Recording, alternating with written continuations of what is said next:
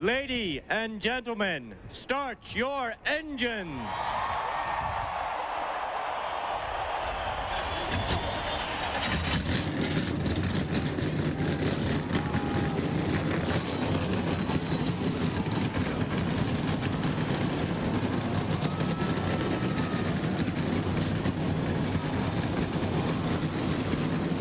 Engines and hearts are racing as this is NASCAR's fastest unrestricted speedway.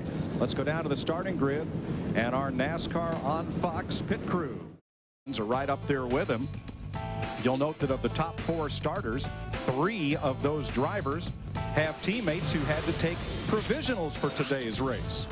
And that includes Bill Elliott, Ryan Newman, Kurt Busch, and there's Earnhardt, the first Chevy qualified 4th there. As you have a look back through the way they will line up today. Well, let me see if I can raise one of my buddies back there in the back in the 38 starting position. Rusty Wallace, this is DW up in the TV booth. How you read, bud? Hey, Dub, got you loud and clear, buddy. Hey, bud, you got that old heap tuned up, ready to go to the front? Yeah, I believe so. I just had a driver here qualifying, so I got to pay for it today. Got a pretty good car here. It's one of my favorite cars. Hope we get it tuned up right. What are you worried about today, Rusty? What are you worried about today? Tires, track, weather? What's your big concern? Concern right now is, Daryl, usually this racetrack's real loose in the start of the race.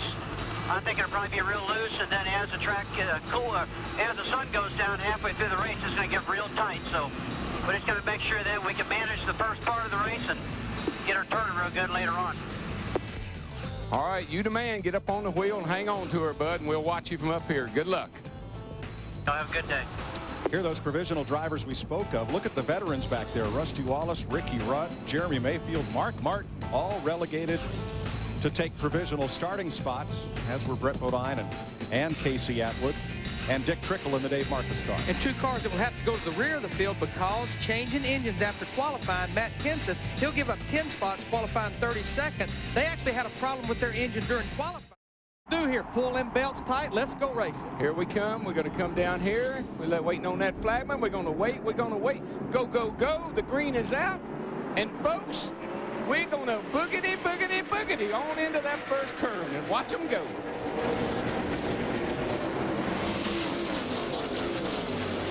Bill Elliott's car really jumped sideways as he came up through the gears, but he's fending off Ryan Newman off it too. One of the reasons for that, the top 10 qualifiers, they get their tires confiscated. They haven't been run on since they qualified. Well, it shoves it in there. Yes, he does. Bill knows if I'm going to lead, it's got to be now because he doesn't want to get back in all that traffic. Who will lead the first lap? Here they come. Newman on the outside. It's Newman.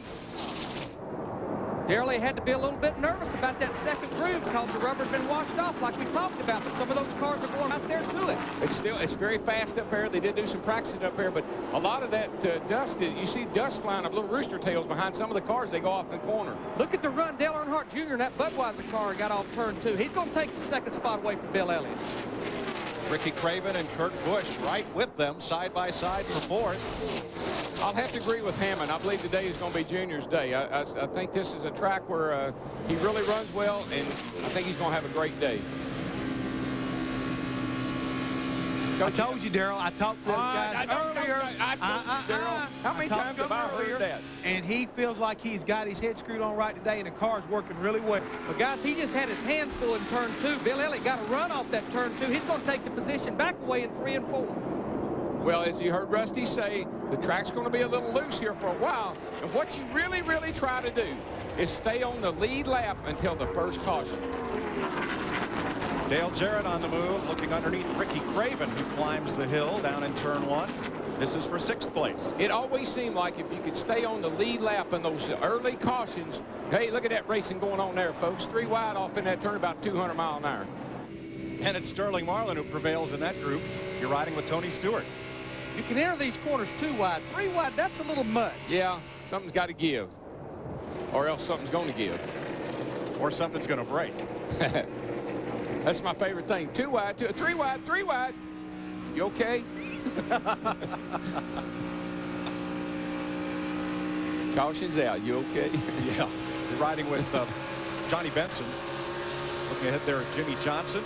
He's got a car inside, which was Benson's got his hands full. He's slip sliding. He's up there in that top groove trying to get out of the way. About lost it going in 3 there a while ago. He lost about 5 positions on that lap alone. She's a little jukey on him right now. Benson back to 17th place. He started 10th. Robbie Gordon behind Jerry Nadeau.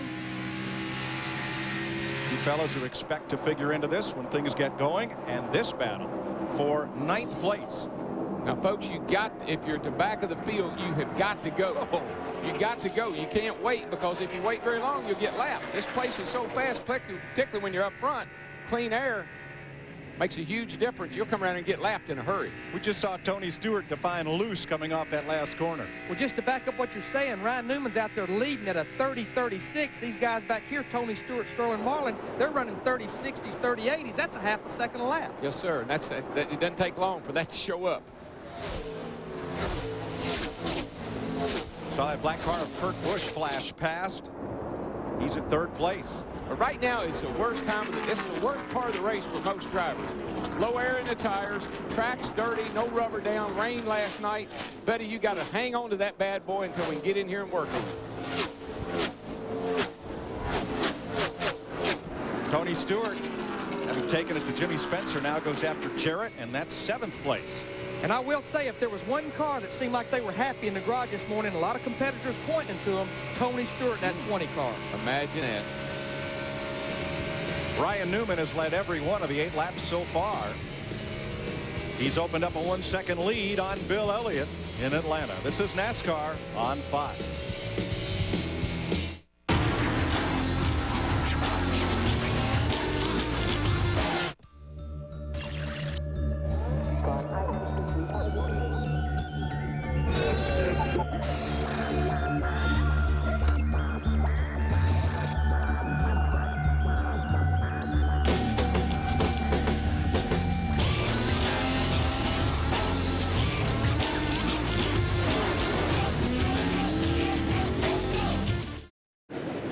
Welcome back to Atlanta, where youth and exuberance just passed old age and treachery. Kurt Busch just put it on to Bill Elliott. That's for 2nd place. I guarantee you one thing, all those young boys will be up in front before the day is over with. 4 of the top 5 drivers right now under the age of 30. You want your onboard cameras? We've got your onboard cameras. There's 9 of the 10. Can you guess who's missing? Tony Stewart, the Home Depot cam on board. Now, I couldn't believe this, but Tony has a passenger. Matt, what is that about? Well, Mike, Tony Stewart trying to change some luck here recently in Atlanta. He scored his best career finish last fall here with a 9th. But last fall, he needed some luck, and he found this little hula dancer. If you recall back in the movie Space Cowboys, which is one of Tony's favorites, James Garner put that on the dash of the space shuttle in the movie for some good luck on landing. Well, Tony felt like he needed some good luck here at Atlanta, so pilot Bob Burris brought it out of the airplane, gave it to Tony, and the guys put it in the back seat of the Home Depot Pontiac this afternoon, hoping to pick up their first win here at Atlanta and bring some good luck. This is their home track for Home Depot. I'll tell you what I'm worried about. I don't believe that guy can last 500 miles bopping around like that. I believe we got a battle for the lead, though, guys. I looked at the monitor last time. Kurt Busch in that 97 car, he was 3/10 of a quick lap faster than Ryan Newman leading this race. He's running down to the inside into turn 3. Inside, clear. Put a 6 on the side of that 97 car, and that looked familiar to me. Well, his crew, Jimmy Fennig and all, came over from the 6 team last year, so they know how to build a car to get around this track. It's got that look to it. It's got that right around the bottom at Atlanta, right around the bottom of Rockingham look to it. I talked to Jimmy Finney, the crew chief, this morning, and he said, Larry, we want to make some adjustments. We were pretty good yesterday, but we just wanted to make a few adjustments, he said, because we wasn't good enough to win the race. We knew we needed to be better. It's pretty good right now. Let's go to 4th place. Make that 5th place, where Tony Stewart, Dale Earnhardt Jr. are at it. Tony Stewart's doing exactly what he did at Las Vegas, just picking them one at a time. 5th place, 2.3 seconds behind the leader. I'm going to put up a real big fight right now. It's better to follow right now. Somebody's faster than you are. Try to see where they're beating you and fall in there and watch them and see if you can duplicate what they're doing. Right now, you're just collecting information. Basically, you're talking to yourself, you're talking to your crew chief, you're talking to your car. Believe it or not, we always talk to our car, and we're giving all that information back to the crew so they can help us. Larry's pick, fellow who came so close here last fall, Jerry Nadeau, started 26th. There is Nadeau up to 14th and right on the bumper of Elliott Sadler. He is on the move, and that's right where he runs around this racetrack, right around the bottom. I talked to Tony Furr this morning. They were fast yesterday. They were a little concerned about their car, but he felt like these cooler temperatures and the sun was going to fall right in their play, just the setup they had under the car based on how the car performed in November. Look at that. He's almost out of the picture. He's so low. Tony Stewart again, this time after Kevin Harvick. Well, one thing about Stewart's line is not real crowded down there where he is. Everybody's moving up here by the time we get to lap 20. And, you know, it always reminds me what Junior used to him. I said, Junior, I just can't get my car to work right here at Atlanta. I always got to run up next to the wall. Boy, that car don't have no idea where it is. Well, good point. Tony Stewart closing in on Kurt Busch, Ryan Newman, and Bill Elliott.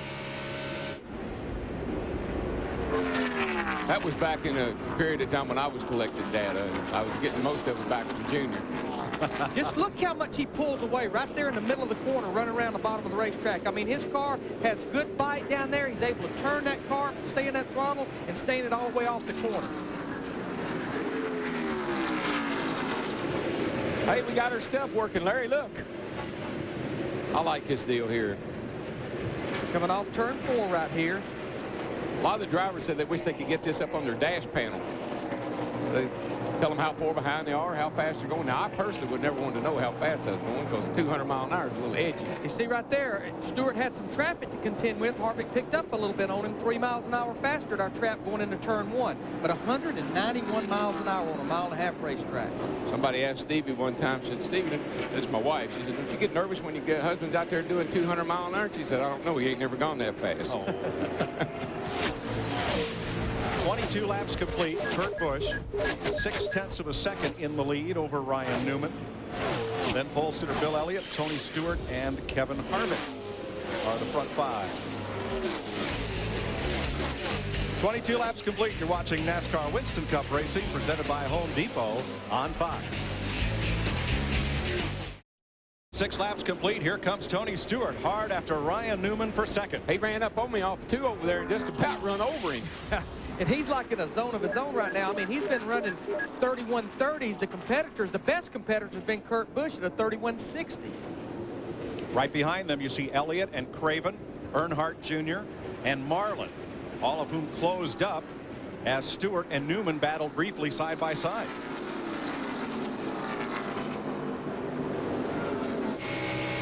But we saw Tony last week just dominate the race with a great car, run right around the inside of the racetrack when others couldn't. He's right back at it again today, and I say old Dr. Who's tuned him up on a good shock package. Look at the interval on Tony Stewart versus Kurt Busch, the leader, right there coming off 2. Interval staying about the same down the backstretch. Gained quite a bit there on the backstretch going into turn 3. Probably got just a little bit of draft. Boy, there's a heck of a race behind these guys. There's a big wad of them back here. For third. Yeah, Newman's backed up into the clutches of Bill Elliott and Ricky Craven and Earnhardt Jr. And not too far behind them comes Spencer, Jared, and my brother Michael's having a great run here, Larry. And looking at the 32 car, Ricky Craven, I know Mike Beam has to be smiling. It's still early because I talked to him this morning. He said, Larry, we are jumped. They were changing everything on that race car. And he said, Larry, it's the same car, same setup we had in November, but Goodyear changed the left side tire here for this race. They was wearing left front tires out in November, made a slight change on that tire, and he said, Larry, he have not been able to find what Ricky's looking for. Now, Larry, let me ask you something, old crew chief buddy. What's the best time to fix your car? After you've been down there in the garage for a couple of days, what do? I always like seeing what everybody else is doing and going back to that motor coach and putting notes all over it and making changes race morning. You talk to enough people that are running good, you might hit upon something. Let's have a look at how hard they're twisting these engines here in Atlanta. And you'll see a little bit less RPMs down the backstretch into turn 3 because it's a little shorter. You don't get quite the run off turn 2 that you'll get off turn 4. I don't think we're going to see that 9,000 like we saw last week. This is coming down turn 4. Just a little bit more than the backstretch, about 88, 8900 there. Low, he's got a nose inside. But the thing that's impressive about the low RPMs, all clear. that's Ty Norris right there, his spotter. It only goes to 7,000 in the middle of the corner, and that's halfway through a run, Darrell. And that's where you really have to, the engine builders have to really work hard on the engine combination for this racetrack. You don't need a lot of low-end torque, but you do need a lot of upstairs power. Newman coming back after Kevin Harvick. That's now 6th place.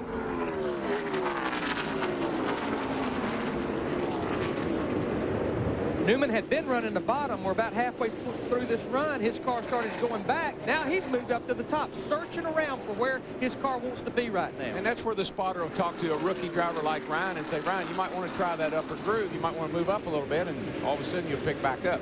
How much of that, Darrell, is driver feel, and how much of it is stopwatch? Well, in your mind, you want to run the bottom, because that's the shortest way. That's where you've been running the whole time.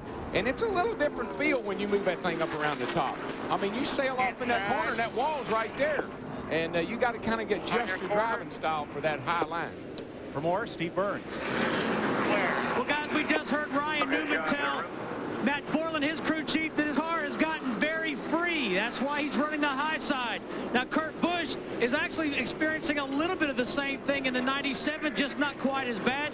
They're going to make an air pressure adjustment when they do pit, but the 97 says he's getting off turn 2 pretty good. What about it, Matt Yoakum? Well, Steve, Johnny Benson started the 10 car in the 10th position, but he has quickly faded all the way back to 33rd.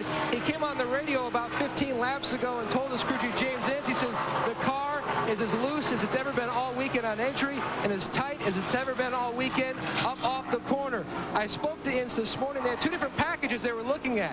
One really good on a short one and one really good on a long run. So I asked him, which way did you flip the coin? He says the coin bounced off the table. We went with a 3rd option, and it's not very good. To Dick. Well, Bill Elliott, who started on the pole, is having a little bit of a problem coming off the corners. It's just a tad tight. That is a comment that we will hear frequently today at Atlanta. As the race wears on, an increasing number of cars are expected to tighten up. That's Elliott's problem at the moment. Many of NASCAR's mile-and-a-half tracks are very similar in radius and in banking. This one is really different, though. The steeper banking here at Atlanta, faster speeds, and a whole different approach to this racetrack than, say, Charlotte, Texas, or there's a long list of them. Yeah, and plus you lose grip. And so, like I said, when all of a sudden you're driving that thing in there and you're going to go up to the wall, is it going to turn? Because if it doesn't, it'll hit the wall. Right. Or is it going to back in, going to hop out like it was when I ran low? If it does, it's going to hit the wall. So that's the thing that the driver has to deal with. Jerry Nadeau marching to the front, up battling for 8th. Before the day's over with, we'll have black lines all around the inside of turn 3. I just couldn't help you. Michael Waltrip was all the way against the wall. Jerry Nadeau was down there on the apron, yet they're running around the same corner. They, at pretty much the same speed. At the same speed. In the center of the corner, you'll go equal with the guy on the outside. But come off the corner, the guy on the outside will have a good head of steam. He usually can beat you. What you got to do is be able to put a slide job on him. Down on the inside, slide up in front of him. Michael has come from a long way back to chase these cats down. It's up to 8th place. Here's another guy that's came from a long way back, Tony Stewart in that 20 car. He's run our leader, Kurt Busch, down, and he's about a 10th of a lap quicker than Kurt Busch. Going down into turn 1, you see the Fox tracks here. Tony Stewart moving up just a little bit, 2 or 3 miles an hour faster right there, just past the center of the corner. Coming down the backstretch, they're pretty even. Tony, you saw he drove it in a lot deeper, and his miles per hour was about 2 or 3 miles an hour higher. Well, you can drive it in high like that, and you can really get a run. And look at there in the middle of the corner, 163 to 154. That's a big difference. That's the reason he's fixing to take the lead. Yeah, you got to back off a little early to stay low. Guy on the outside can just carry it on in there. Now, good thing about Tony's car, where was he earlier? On the bottom. Where is he now? On the top. He can go anywhere he wants to. That's what it takes to win the race here. Tony Stewart becomes the race's 3rd different leader after Ryan Newman and Kurt Busch.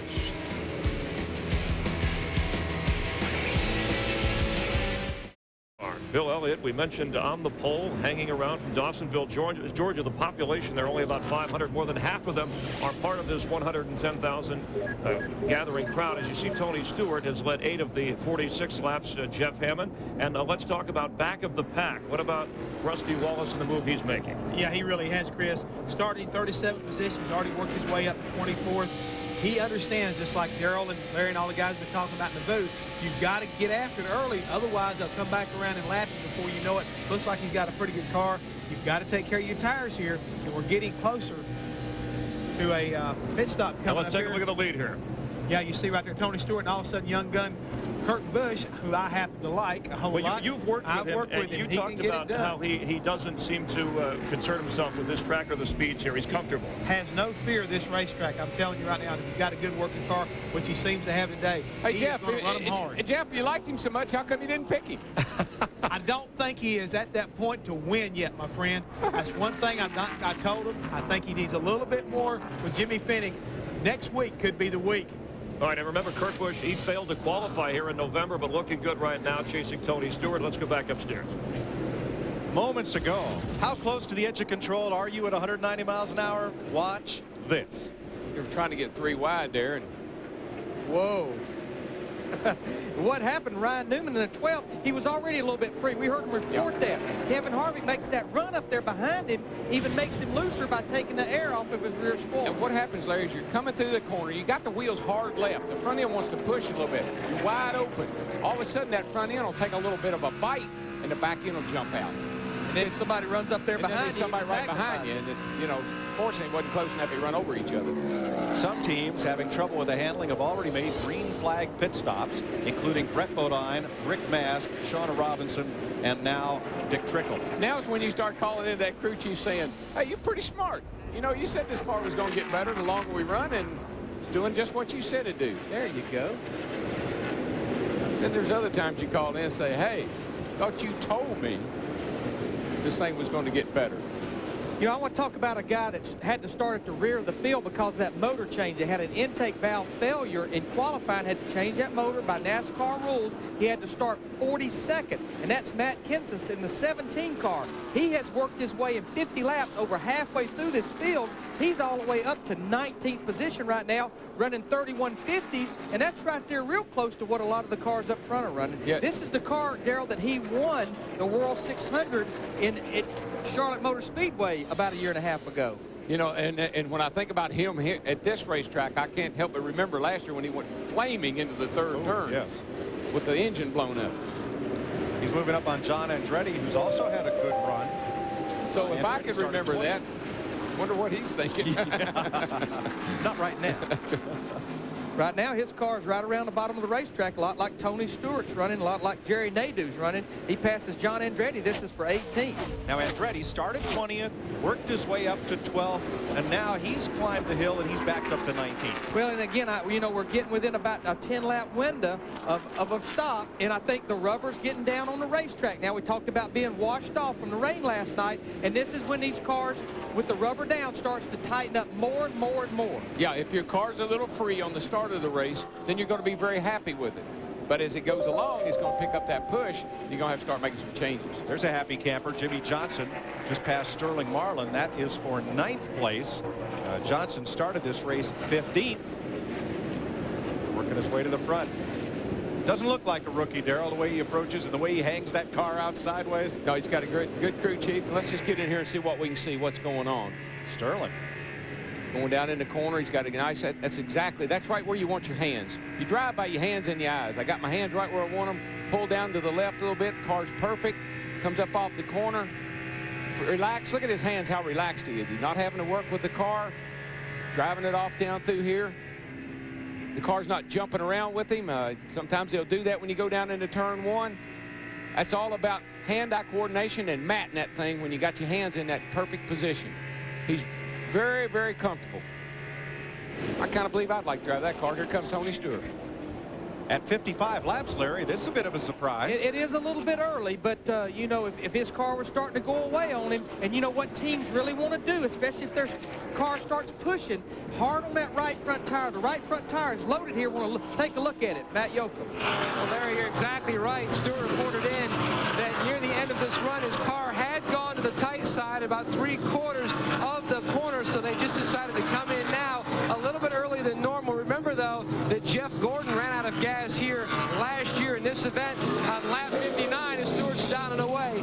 No adjustments, though, because they feel like the car is very good throughout most of the run to speed. Well, Matt, Jerry Nadeau's coming in the 25. They're going to take 1 pound out of the left rear. Jerry says he wants the car to turn better in the center. Here he comes to the attention of his crew. Again, air pressure adjustment to the 25. 1 pound out of the left rear tire for Jerry Nadeau. Left side tires coming off 25 right now. The 97 of Kurt Busch will be coming right behind him.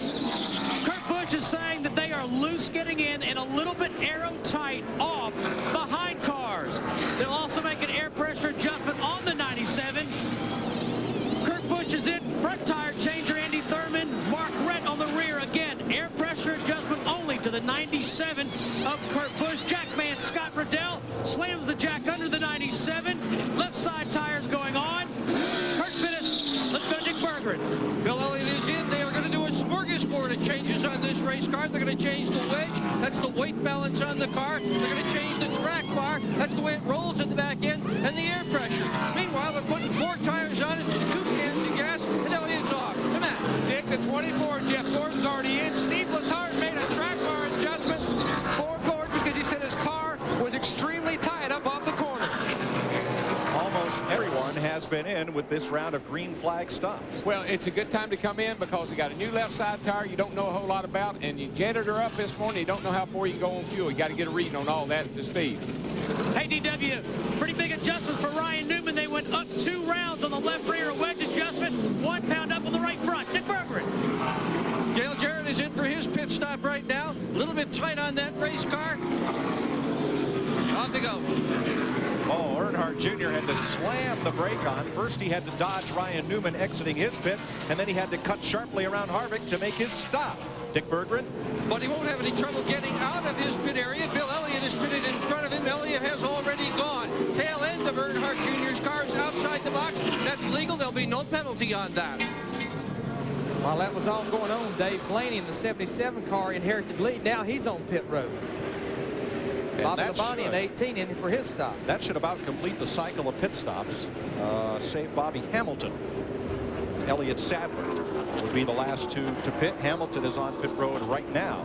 And we see Sadler do that and Bobby all the time. They stay out longer than everybody else, lead that lap, get a little bit out of sync with everybody, and that could sometimes pay off.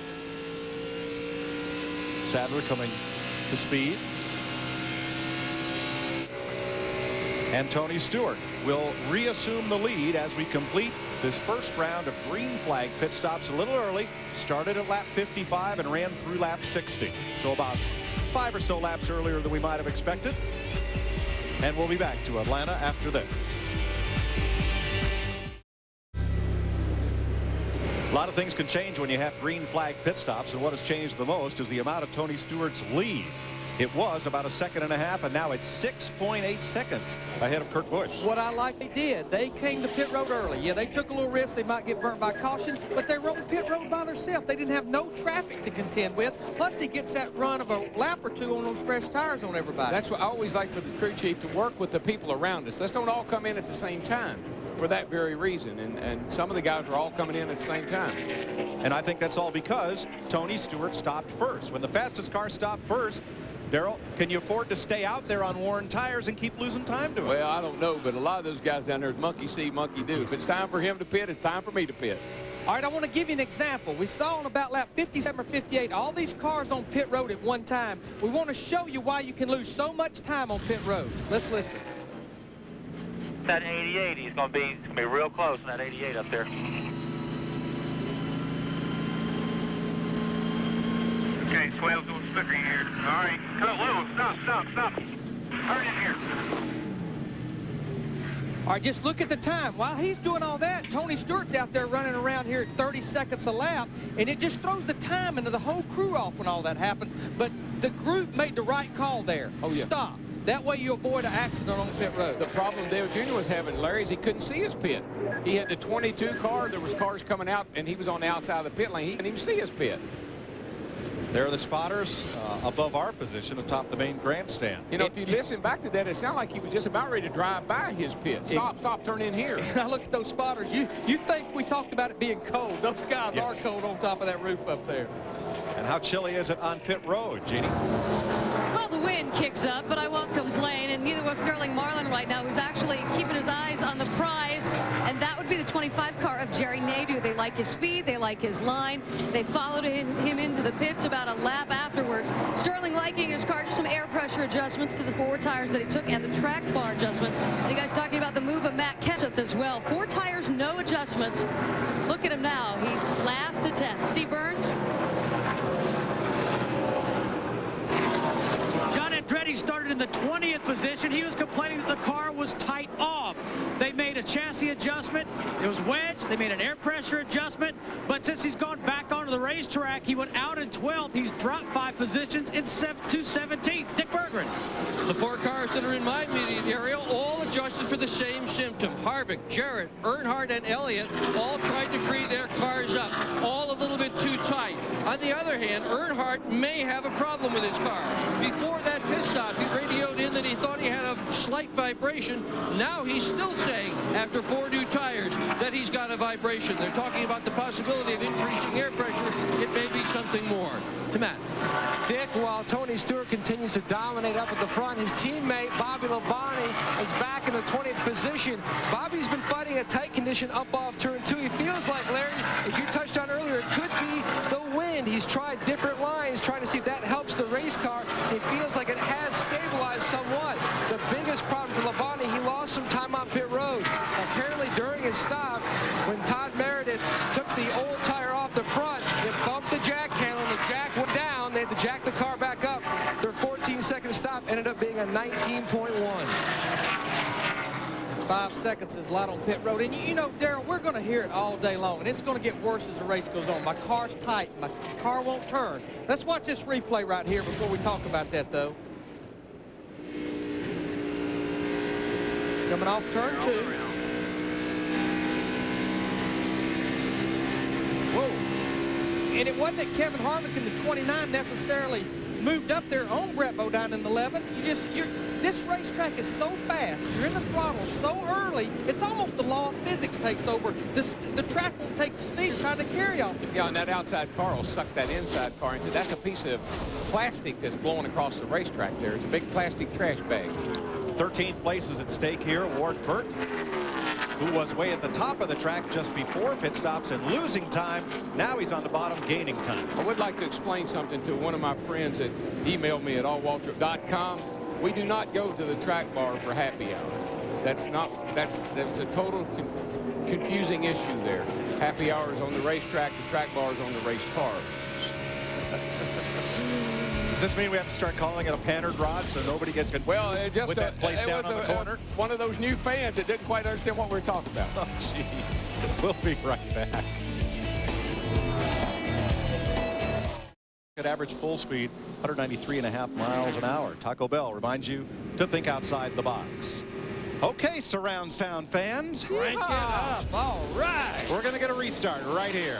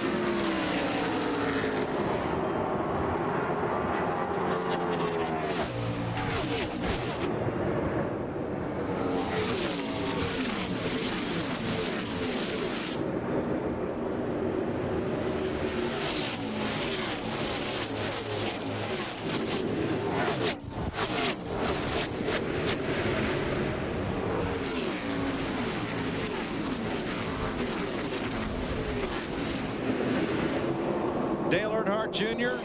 on Tony Stewart for the lead. Jr. had a good pit stop. And Mike, that is the pit stop that will change the complexion of this race. All those green stops, they haven't got time to make a lot of adjustments. That pit stop, you had time to work on the car. That will change the race. And plus, just 20 laps ago, you had a chance to make some adjustments, see if they were the right direction or not. Dick Berggren, what did they change on Earnhardt's car?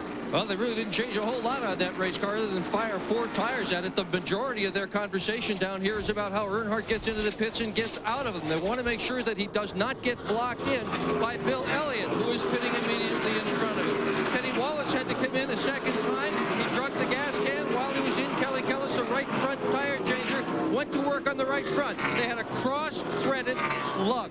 To Matt. Dick, Tony Stewart has dropped the second. His great race car was only matched by his pit crew here on pit road. 13.9 seconds, no adjustments for Stewart. To Jeannie. Well, the caution came out at a good time for the 40 car of Sterling Marlin. He was asking what's going on with my tires, and when they left the pits, they could tell him what it was. A lot of debris. So he took 4 tires when they came in, but he just got a warning. You're a ½ pound less in that left front tire, so be careful out there, Steve Burns. Well, Jerry Nadeau in the 25, very subtle adjustment to that car, a ¼ pound in the left rear. They said they're just a tick loose. And the 97 of Kurt Busch, ½ pound of air in the right front. That's what they did to the 97. Here's Busch fighting Ricky Craven for 3rd. And I know it's hard to believe. The fans probably saying, what in the world, a ¼ pound of air? But these radial tires are so sensitive, and everybody's got everything such on a fine line that 1 pound of air is equal to like 20 pounds of spring rate, so a ¼ pound is like 5 pounds. And you know what else is more ridiculous?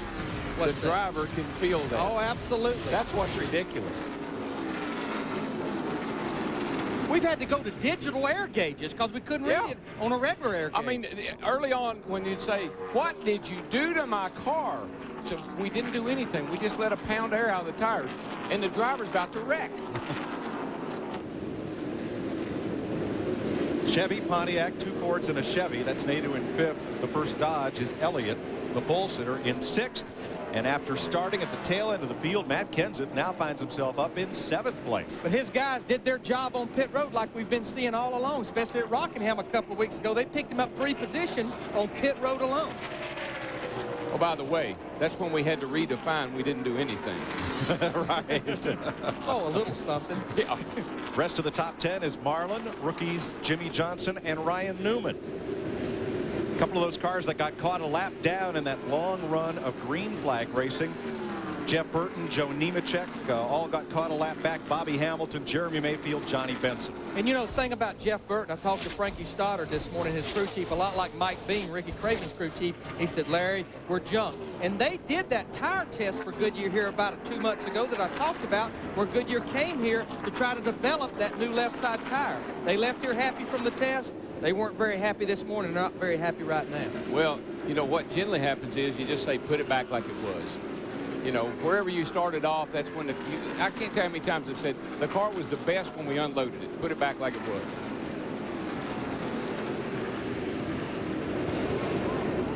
Burton right in front of Jimmy Johnson, kind of splitting the 8th and 9th place cars, Marlin and Johnson. There's the interval from the leader, plus 1 lap. And he's hurt. It's 34 seconds, and he's not running even as quick as the leader by no means, No, so hard to ever make that up. He's going to have to try to figure out a way to get back on the lead lap, stay out longer than everybody when everybody pits under green, or do something, take 2 tires. Compare the lines here, Darrell. Junior climbs the hill, and Tony's right down on the line. Tony will prevail, because I tell you, he can hook that bottom with the best of them. He's a bottom sucker. Catfish. Now Junior tries the low line at this end of the racetrack. See, he liked that. He said that looked pretty neat. Kurt Busch is 3rd. Ricky Craven, the 4th place car, under pressure from Jerry Nadeau. Matt? Well, Mike, last fall in this event, Dale Earnhardt Jr. had something in his eye late in the race and could only see out of one eye. Ricky Craven possibly has a... Mike Beams, the crew chief. Mike, is there something wrong with one of Ricky's eyes? He has debris in the eye? Yeah, he said after that caution there, he's got something in his right eye. His right eye's real blurry right now, so we're just trying to hold on here, you know, to make a green stop or a caution. You know, it's really, I don't know if it's bothering him bad, but, you know, he's really struggling right now. You know, doing a good job, you know, just driving the heck out of it, but, you know, it is hampered. Ricky just dropped from 4th to 5th, Mike. Thanks, Matt. I think Look at this group. Here's Rusty Wallace and Bobby Labonte, Michael Waltrip and Mark Martin all fighting. They're going to take it 3 wide. Is Rusty going to put his nose in there? Nope. The hole closes up. This is a battle for 15th position. These guys are battling back there like they're up there battling for the lead. Michael's car looks loose in. They catch him going in, but then right in the center of the corner, he really does accelerate hard off the corner. So I don't think he's as good as he was when he passed all those cars early on. Whoa, a little bit close quarters off turn 4, but that's the thing about turn 4. Almost the racetrack's like a funnel right there coming off turn 4 onto the front straightaway. You got some room to let the car go out, but it just keep on going. This is the problem. Turn 2's tight. You come off the 2, you got to keep pinching it down. Turn 3 and 4 here, you can run off that corner. Got a little bit of a D shape to it, but you got to be careful because that thing will take off with you. It picks up so much speed. Hey, there's another hometown hero at top of your picture. Number 44, Buckshot Jones, University of Georgia grad there, driving for the Petties. And this whole group, the whole Petty group, we talked about it last week in Las Vegas. They just keep getting a little better. They've got 1 year under their belt with the Dodge program. And you know, I think the whole crew chief driver relationship over there with these guys, Buckshot Jones, his crew chief, Bryant Fraser, is starting to come together. But Mike Eggy engines, especially at a place like this where you're on the throttle so much, I think that's been a big plus for these guys. That and just a little bit of confidence. Once you get confidence in your crew and your crew chief, in your car, it makes all the difference in the world of how you perform on the racetrack. Hang on to it, man. We'll get you.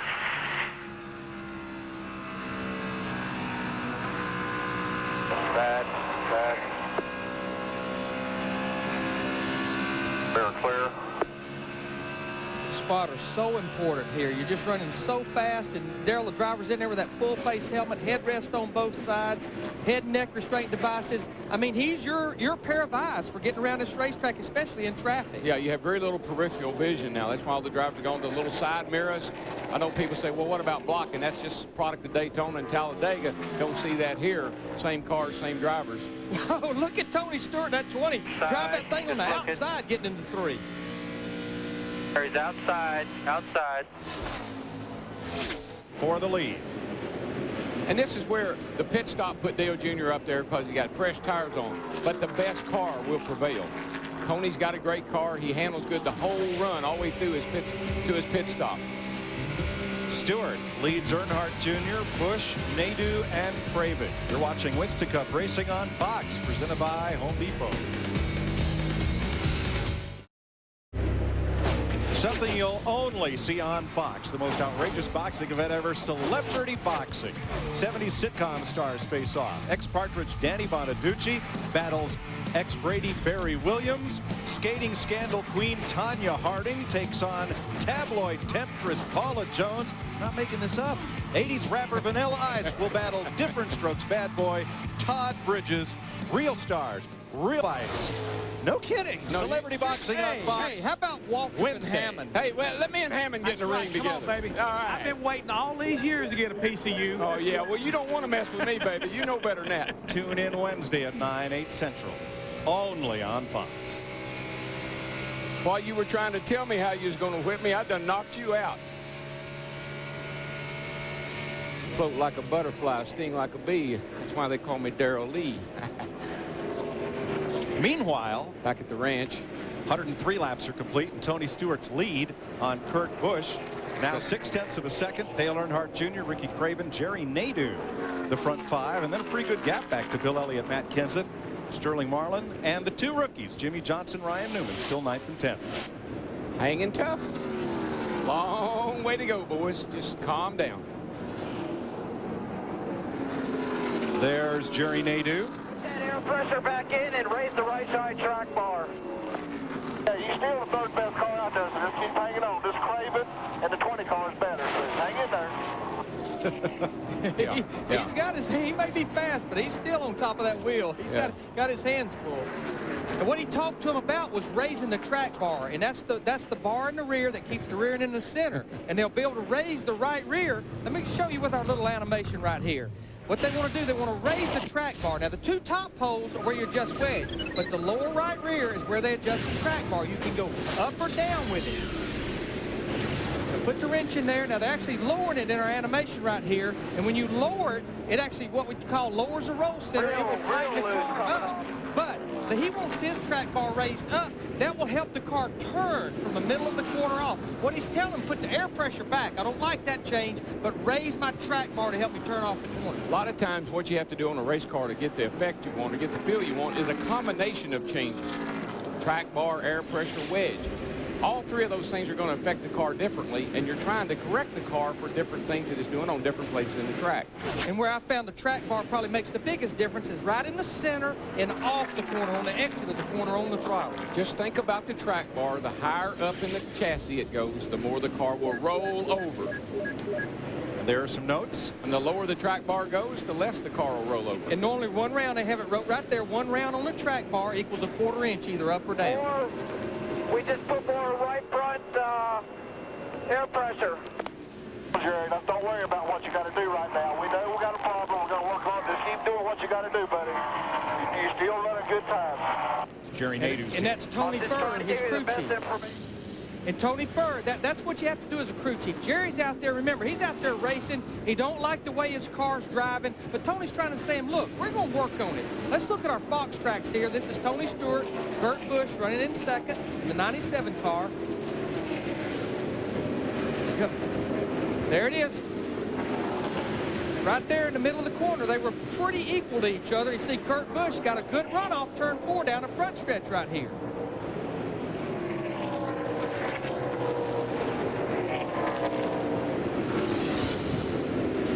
Two pretty equal race cars, actually.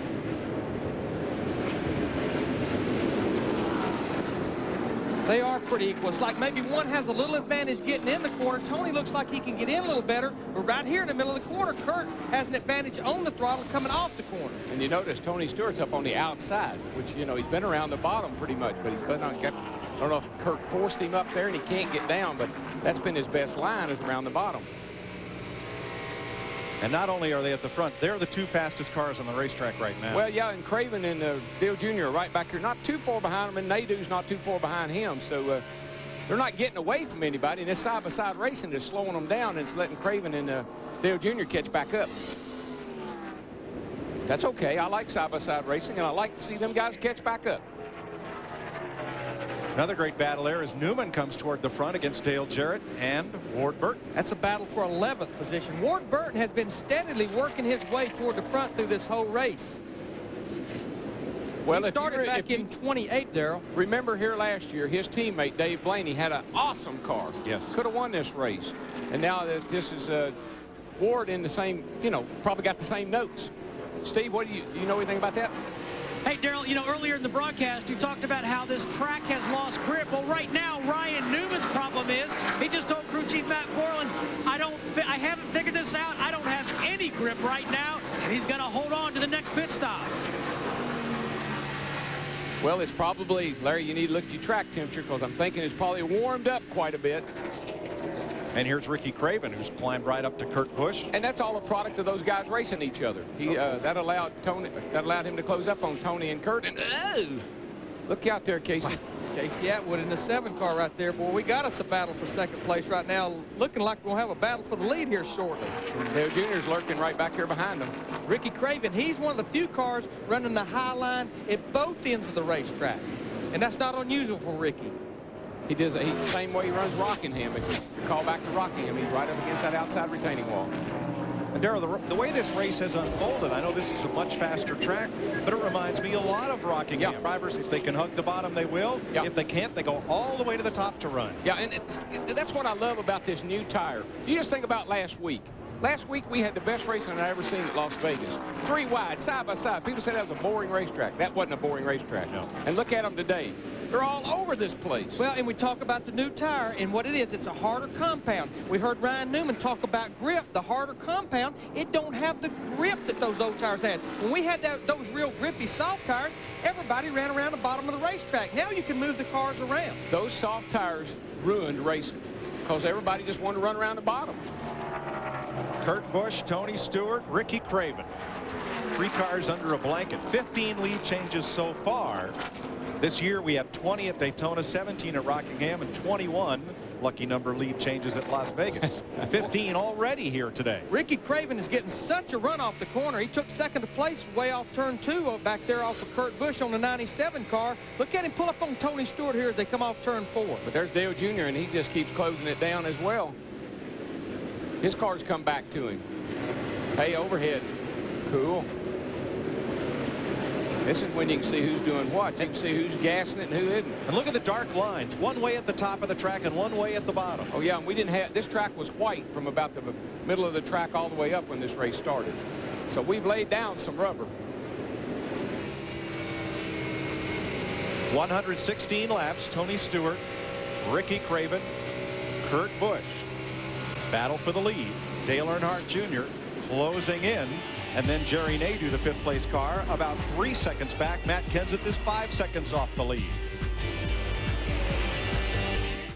How you doing? How you doing? How you doing? How you doing? Well, thanks for asking. I'm doing fine. Just got in today. My brother-in-law picked me up at the airport. Mighty big airport y'all got here. And the people here are so nice. You want a beer? I want a bud. How you doing? How you doing? How you doing? How you doing?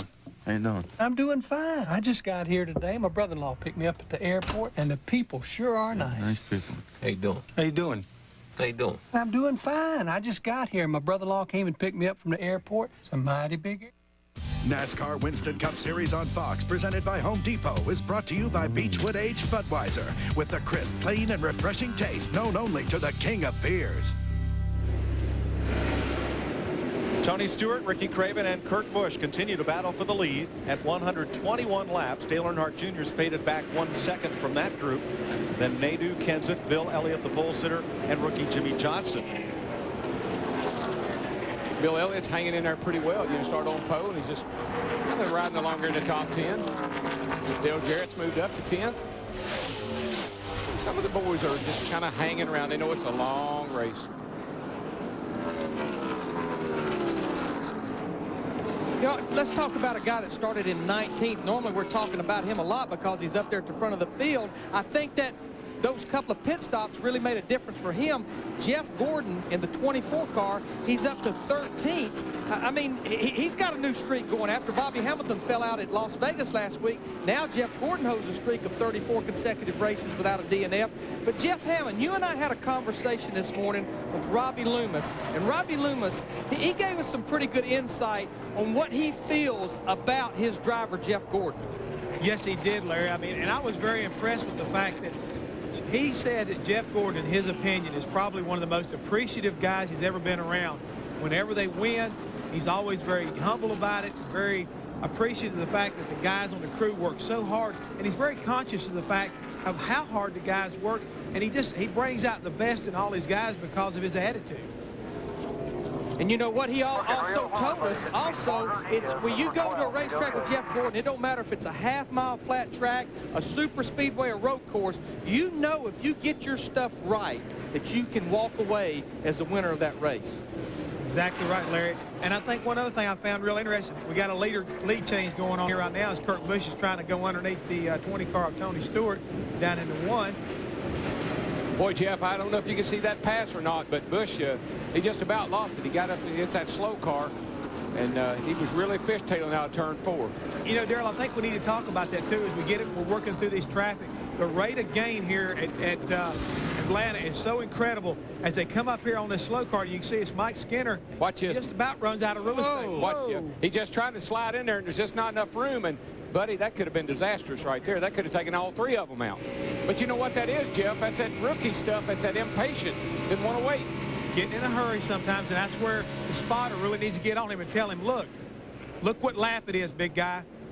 Calm down, follow the man for a little bit, and save your race car. You can win this race. Yeah, not only could he have wrecked, but you beat the fenders in on the thing, and it's not going to handle right. Yeah, don't call me on the radio and all of a sudden say my car's pushing after what you just did. Now, Mike Skinner came to pit road, as did Bobby Hamilton. Skinner was too fast entering, so he's held for 15 seconds in his pit by the NASCAR official. Next week, that rule will change as far as speeding on pit road.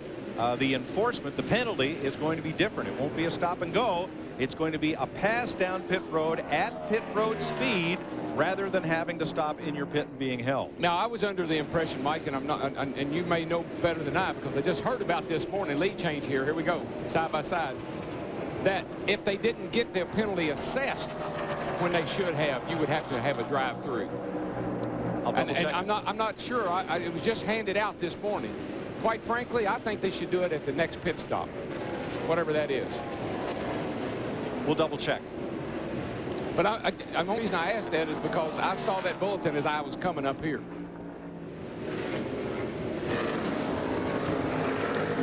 So Kurt Busch got into a little rub there with Mike Skinner. Steve?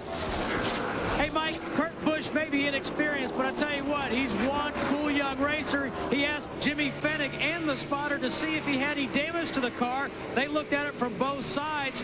The spotter being Jeremy Brickhouse, they said, no, it looks okay. In fact, they even watched the replays here in the pits from Fox. Jimmy Fennick said it looks just fine, and Kurt Busch came back and said, hey, rubbin's racing. Dick Bergeron. Well, to clarify that rule change that will take place next week for the first time, it is a roll through the pits, either if the speeding infraction occurs going down to the pits or leaving the pits. It is a roll through. Matt. Dick, Tony Stewart told me he felt like dirty air in traffic cost him the win last week at Las Vegas, and that's the same problem that Jeff Gordon is battling here in Atlanta today. In clean air, the car is very good, but he told his crew chief Robbie Lewis on the radio, in traffic and in dirty air, the car gets an aero push. On the first stop, they made a track bar adjustment. It helped a little bit. On the second stop, they made an air pressure and wedge adjustment that's helped tremendously. The car is not perfect, but it is getting better. He has now climbed up to 12. They still have some work to do for the four-time champ to get his fourth Atlanta victory. Now here's Kenny Wallace fighting to stay on the lead lap. Remember, he was penalized for dragging the fuel can down pit road, had to make the penalty stop, and now he finds himself just a car length or so from going a lap down. And man, this is when you really, really hurry up. You know, you get up on that wheel and try to hang on, because there might be a quick caution. There might be a caution. Look at this. I mean, they caught him. They obviously caught him, but they can't get around him. And Tony's he's in the box. He's trying to get around the one car to get away from the 97 car. He's trying to get away from the 32 car. He's trying to get away from the 8 car. Wallace, a decent car, but he had to start at the tail end of the line and falls into the clutches of the leaders. He is quick enough to, so far, keep from going a lap down. However, since they've caught Kenny Wallace, that brings Ricky Craven into this battle for the lead, and Dale Earnhardt Jr. And now Kurt Busch is going to go down on the bottom, and the car get a little bit loose coming up off there, but he can't carry the momentum. He had to squeeze up out of it. Guys, one of the things that Kenny Wallace may be thinking about, we've got pit stops coming up, and he's trying his darndest to keep those guys behind him and give his boys a chance to maybe get him out in front of them, stay on the lead lap, make some adjustments to his car, because he looks pretty strong. Yeah, Jeff, that's the best gauge of how good your pit stop was. And when you come in, the leader's right behind you, you want to come out, and he's still behind you. Yeah, we're probably within about 10 laps of pit stops. They was all in on lap 76, so it'll be shortly. All of them be to pit road for 4 tires and try to make more adjustments. 133 laps complete. Tony Stewart, Ricky Craven, Kurt Busch at Atlanta. Welcome back to NASCAR on Fox coverage of the MBNA America 500 at Atlanta. The leaders are pitting. Tony Stewart's been in and out. Jeff Gordon is in right now. Kevin Harvick, Terry and Bobby Labonte. And trouble on pit road. Bobby Labonte's car was hit and turned around. And one of the crew members that was on the wall waiting to come over got knocked back the other side of pit wall. I do not believe he was pinned between the car and the wall, just knocked back over the wall. Jimmy Spencer was coming out. He just ran right in the side of Bobby Labonte. Bad break for Bobby. And nobody is on the ground hurt, which is certainly good news. Bobby he just does an incredible job. When we see this again, watch how quickly he gets that car righted. Watch this. Here he comes down through here. Now Spencer's come out. And bam! Didn't mean to holler out like that, but when I saw that, it just... Well, that's a dangerous situation. It was. And the pit crew is coming over the wall at this point because he's only one pit away. The official and the crewmen jump back over. The official does go down, but everybody is up and okay. But the great thing about it, just you see everybody, everybody that goes across that wall, including NASCAR officials, has to wear a safety helmet. So that's a great thing about this rule. He spun it. I tell you, he had great presence. So, Larry, he spun that thing around, put it right back in the pit box. Didn't cost him a whole lot. Everybody's okay. I'm sure a little worried or whatever. What in the world went on right there? It all happened so fast. Now they've got Jimmy Spencer's car. They're going to bang out that right front fender where he got into Labonte. Kevin Harvick was on pit road about a lap ago. He's back in because he had a loose lug nut. The emotional winner of last year's Cracker Barrel Old Country Store 500 here in Atlanta. A thrilling finish. Boy, you just never know what's going to happen, do you? Well, I mean, Kyle Petty has the lead. How about that? You never know what's going to happen, do you? He has yet to make his pit stop. Elliott Sadler now second. Matt Kenseth. And then the leaders before pit stop, Stewart, Busch, and Craven. I don't think we see Kyle Petty leading the race all that often lately, Larry. No, and he's out there. What he's trying to do, he wants that caution flag. He'd love to have that caution flag right now. Here he comes. Not going to catch the caution, so he's going to come on to pit road. Hey, he led a lap, man. I think that's pretty big. And what he was doing, though, with those fresh tires on Tony Stewart, he was giving a second and a half up a lap. An interesting onlooker in his pit, former Olympic medal winner Peekaboo Street, down there with the Petty gang today. I went out to the Olympics and got to meet her. She was a huge Dale Earnhardt fan, but she is also a huge race fan. She was a Grand Marshal at Martinsville last year, if you recall. And here's Elliott Sadler, who took over, I believe, took over the lead and led a lap, and now comes on to pit road for the Wood brothers. That pretty much cycles everybody on the pit stops. Dick Berggren. Well, Happy Harvick has not been terribly happy today. He won the race last year, but not too pleased with his race car. The problem is that number 29 car, which is the same car that won, is very loose and darty, and he's having a tough time in traffic. NASCAR called him in for a missing lug nut, and Harvick really let him have it. Did not want to have to come in, but that, on the other hand, is the rule. Meanwhile, car 8, Earnhardt, has called in and said that the engine's loaded up a little bit. Motor's missing. Come on. Nick, up here in the 18 pit of Bobby Labonte, all the crew members are A-OK. The crew member that fell back across the wall was Derek Jennings, the rear tire carrier, but everyone is OK. But we did hear on the radio that NASCAR has asked that the driver, crew chief, and owner of the 41 report to the trailer at the end of the day. To Steve. Well, Matt, when Kurt Busch brought his number 97 Ford to pit road, they made absolutely no adjustments. I talked to car chief Sean Parker. He said not even a minor air pressure adjustment. Kurt likes it just the way it is. Kurt Busch's response was, man, this is fun today. To Jeannie's Alaska. I'll tell you someone else who was having fun, coincidentally, on their birthday, the 30th birthday of Matt Kenseth, from the rear of the field, and look where he's at now, currently 5th, coming in looking for balance in the car. He was loose off, and now he's tight off, so he had a half-pound put back in that right rear. He's changed his running line as well on the track, and he's looking pretty good, feeling good about the car as well. He should, guys.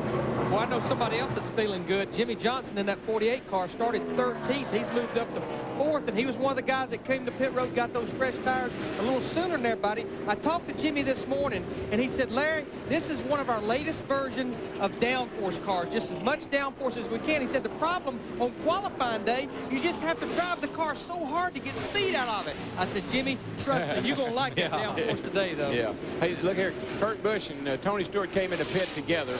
They're running first and second. Tony's now got that 5-second lead again. Having a look, checking tires that have come off these cars, trying to plan for the next round of pit stops. 147 laps of Winston Cup racing are complete. Imagine a world where puppets live among us. He's quick. He does improv just like Robin Williams. Yeah, only not as furry. Greg the Bunny premieres Wednesday, March 27th on Fox. Blah. Tony Stewart now leads Kurt Busch by a little less than 4 seconds, with Dale Earnhardt Jr. closing on Kurt Busch, then Jimmy Johnson and Matt Kenseth. The Home Depot cam on board Stewart. And right under Stewart, right back there in that green car, is Bobby Labonte, who went a lap down, but he has been closing at a high rate of speed on his teammate. Jeff Hammond? Yeah, Mike, we're talking about the amount of distance right now all of a sudden between the 97 car of Kurt Busch and Tony Stewart. And we keep putting a lot of emphasis on how the guys get off the racetrack and how important pit stops are. Right here you can see this is Tony Stewart's pit stop right here at 14.8, right at 15 flat. Kurt Busch 17 seconds. There's a 2 seconds difference right there. Now look right here on pit road, the amount of time coming down off the racetrack, 41.4 versus 44. Again, 2.5 seconds. That's where our 4.5 second lead that Tony Stewart has just picked up is because he hustling in, pit crew hustling, and getting back up there on the racetrack is now giving him a little bit of room to get these guys off of him in this race to racetrack. Just from a driver's perspective, Jeff, and you know this, you can never rest.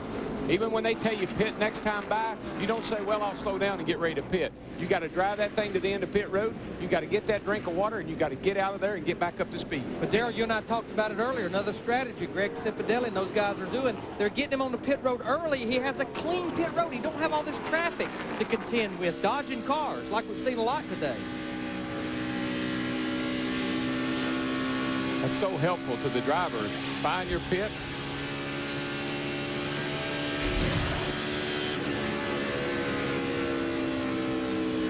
Dale Earnhardt Jr. versus Tony Stewart. See the interval up there in the top right-hand corner right here.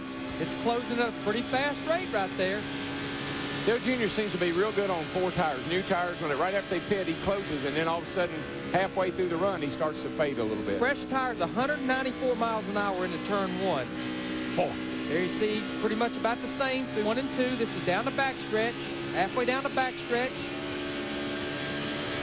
192, 193 miles an hour into turn 3. And folks, this is a 1.5 mile racetrack. Got little bitty short straightaways, but got great big old long turns. How about it, Jeff? Half a pound that left rear. We'll get it back square around. Keep digging with it. Guys, one of the things I found out early this morning talking to Tony Urey, Dale Earnhardt Jr.'s crew chief, they have changed their setup for this race because normally they've always gotten too tight at the end of the race and always faded. Today, they changed some springs, stayed in the same shock package, but they decided to start the race a lot looser and let the racetrack come to them. So it makes me wonder, maybe as the race progresses, he should get stronger as the day goes on. Yeah, I don't know, Jeff. I just looses. If it's a controllable loose, if maybe they got a rubber in the right rear they can pull out and tighten him up if they have to. I think it. Now, Kurt Busch here in the 97 has been drifting back. He lost second place. Now he's fallen to 3.8 seconds off the lead. Steve, is there a problem? Yeah, Mike, it sounds like it. Kurt Busch just radio crew chief Jimmy Fennick and said, ask the tire changers if they got all the lug nuts on. I've got a bad right rear wobble. Jimmy Fennick checked with the guys. They assured him that all the lug nuts were tight. He said, I'm just going to drive it until I can't stand it. A right rear wobble is how he described it. Boy, the leader over off turn 2 just ran up on a bunch of traffic. Woo! We'll look at the Fox track on the interval right here. Kurt Busch to Tony Stewart, the leader. He's gaining ground. Well, he wanted that reassurance, you know, that, hey, my tire changers, they got the lug nuts tight. I still got a vibration, guys, but as long as I know it's not a loose wheel, I'm going to try to live with it. Well, you got to see the leader off of turn 2. He run up a bunch of cars here. Watch this. He's got nowhere to go. It's Jeff Green in front of him. He decides he's going to try down through the middle, and Jeff Green says, I don't think I want you to do that, my friend. And here's his teammate, Bobby Labonte, trying to get back on the lead lap. Whoa. Man, that was close. Pull the leader up there. Everybody's going to try to take advantage. Oh, yeah. Nobody's going to stay on the lead lap and get their lap back. Tony Stewart spent his whole formative years of racing running in 25 and 30 lap short races on short tracks where you go for the hole, and if it closes up when you get there, then you do something else. But you don't lift. You got to go while that hole is there, and he thought it was there. You know something I found interesting talking to him? You know how all of the guys are workout fanatics, physical fitness fanatics? Guess what he does? For workout? Yeah. Nothing. I couldn't believe it. He said, well, I just race all the time. All right, now, Darrell, here's Tony Stewart. Here's his teammate running right behind him. Should the caution come out, you're the leader. What do you do? Well, I'm feeling pretty comfortable if I'm Bobby Labonte. That's my teammate. Okay. So I'm pretty sure he would blow out all 4 tires over here at the start line if he had to let me get back on the lead lap. Tony Stewart will let him back on the lead lap. Yes, sir. I'm not a big fan of that. I don't like them slowing down, letting people back on me that, but that's my teammate. Halfway through this time by, guys, halfway. And at halfway, gets us to our Coors Light halfway recap. Ryan Newman led the first 15 laps. Bill Elliott was the pole sitter. Then Tony Stewart took over. And we've had 18 lead changes over the next 124 laps. Tony Stewart has led the most laps, 95. Dale Earnhardt Jr. tracking Tony Stewart from 1.6 seconds back. Kurt Busch holding his own in third. Welcome back to Atlanta. Fox tomorrow gear up for an adventure of a lifetime. From the producer of Erin Brockovich comes the series premiere of The American Embassy. That's tomorrow, 9 Eastern, 8 Central, right after an all-new episode of Boston Public, and it's right here on Fox. Chris Myers and Jeff Hammond from the Hollywood Hotel. You're enjoying the NASCAR series on Fox, presented by Home Depot here in Atlanta. And there is the leader, Tony Stewart. And we saw Bobby Labonte, who has won 5 times in Atlanta, having trouble slowing down. Yeah, it looks like he may be the first victim of this one-engine rule, and I believe Matt Yoakum may have an update on that. Well, Jeff, I've got Jimmy Maker, the crew chief for the 18 car. Jimmy, what's wrong with the engine? Something going wrong. Braking. When they Spencer hit us over here on pit road and turned the car around, Bobby over-revved it quite a bit, and probably bent something in the motor. It's just gone bad. So had to list it on pit road, cost us. All right, thank you very much. And in the pre-race show, we talked about motors. Of course, last year in this race, 8 blown engines, the most of any one race or track last year. And Jeff, you talked about what led to the blown engine, or what might certainly lead to it here. And as Jimmy Macar was trying to say, over revving the engine, what it affects is the valve train, the valve spring in particular. And what happens is when you over rev one like that, a lot of times it collapses the spring so much that it will actually break it. And that's probably what happened right here. And you can see right now Dale Earnhardt Jr. is making a challenge right there. That's my boy right there, passing Tony Stewart. And if you can't tell about, I have picked him today. Yes. I hope he can do well. You picked Dale Earnhardt Jr. to win the race in our pre-race show, challenging and now passing Tony Stewart. You know, the Roush cars coming into this race, all 4 were in the top 10. Now it's early, but they were in the top 10 in Winston Cup points race. And how are they doing today? They're doing quite well, with the exception of Jeff Burton. He got down early, but been watching his lap times. Undoubtedly, they've made some adjustments to the car. His lap times look very good.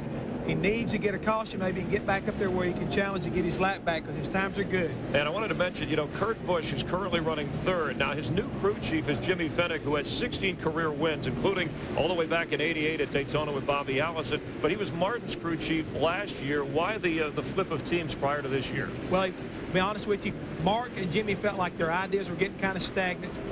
Jimmy is very much a student of this game. He's very good, very much a veteran. Jack looked at the situation and said, hey, I'm going to flip things around right quick and see if we can't get everybody, you know, on board. So he put Jimmy with Kurt. And Kurt Busch in the top 3, as you mentioned. And as you mentioned, we'll keep an eye on Mark Martin as well. Let's go back upstairs. Well, Dale Earnhardt Jr., our new leader now, Tony Stewart, right with him, 3/10 back. Racing is cruel, isn't it? My man blows up. Hammond's man takes the lead. Racing is mean. That's why these grandstands are full every week, though, DW. It's so unpredictable. Bobby Labonte continues on the racetrack. He's about 3 seconds a lap slower than the leader, but he's maintaining that pace, not in the way of competition. So he'll get lapped about once every dozen laps or so, but he can stay out there as long as he can maintain that speed. And just hope it'll keep running the rest of this race. Dale Earnhardt Jr. lapping Jeremy Mayfield in the 19 car. Finished 2nd last week at Las Vegas, but not having the day he had today that he had last week. I'm not big on a lot of statistics, but try this on for any other major professional sport. 7 drivers in the field are under 30 years of age. Okay, fine. But 17 drivers in the field are over 40 years of age. And here's the big kicker. The youngest driver in this race, Casey Atwood, is 21. The oldest driver competing in the very same major professional event, Dick Trickle, is 60. You won't see that anywhere else. Big span. Junior told me, he said, I like to get me a driver that's in his late 29s or early 30s. That kind of applies to Dale Earnhardt Jr., who leads this race now over Tony Stewart by 3/4 of a second. Complete, 145 to go. Man, don't Stevie, I don't know how that. I don't know what's going on there, but I am a married man, very happy. Thank you very much. Well, she might have a boyfriend whose initials aren't Darrell Waltrip. That's what it was. That's what it was. Her card was green. Maybe she picked Bobby Labonte too. But you're talking about this huge disparity in age from 21 to 61. Huge difference in speeds too, from what we qualified to what we're racing at. Look at that. We're racing at about 178 miles an hour right now, down from 191 that we qualified. And that's just simply, again, this racetrack is just so hard on tires. Plus, you're out there, you've got the front end open. You don't have it blocked up like you did on qualifying. Getting all that downforce and getting that drag down on the straightaways. And the cars just slip and slide a lot more on race day than on qualifying day. Plus, it's a bigger racetrack than it was when we qualified. Because we're running up higher. They're running a lot longer distance. That's right. All right, we've talked about the fortunes of the Roush cars. Jeff Burton not having a particularly good day, mired back there in 27th place. Jeannie? And this is our own personal version of crank it up, because we're in the final pit stall. Someone to lean in and bother Frank Stoddard. Just curious what's going on with the car. You knew it was going to be a problem getting to the front because where you qualified. Where are you ranking with the Roush group right now? Not too good. Well, they've obviously done a whole lot better job than we have today. That's obvious. But we're going to keep fighting all day. We thought we had a good, decent car on long runs. We knew we were real slow to start for whatever reason. We just couldn't get a hold of the racetrack like we needed to on fresh tires. But, you know, we started out there at the front this time, and I think we're running about 13th if we weren't a lap down. So, you know, we're okay in the long run, but we're just junked on new tires. And, you know, I'm sure Jeff's got a little bit of heavy heart today. His coach driver Sherman's in the hospital with a triple bypass surgery, so we're all praying for him, make sure that goes okay. So our day can't be as bad as what his is. We will echo the sentiments, thoughts, and prayers going out. For 16 years, Tony Eury has fielded race cars for Dale Earnhardt Sr., now Dale Earnhardt Jr. Early, they were worried about a vibration. They were worried about a soft engine. No worries now. That car is running great. Now what? Big trouble. We've got a crash. We've got a crash. Trickle hit the wall hard, coming out of turn 2, and then spun around and center punched into the back straightaway wall. That car it took a hard right, and then all of a sudden it shot straight back to the left.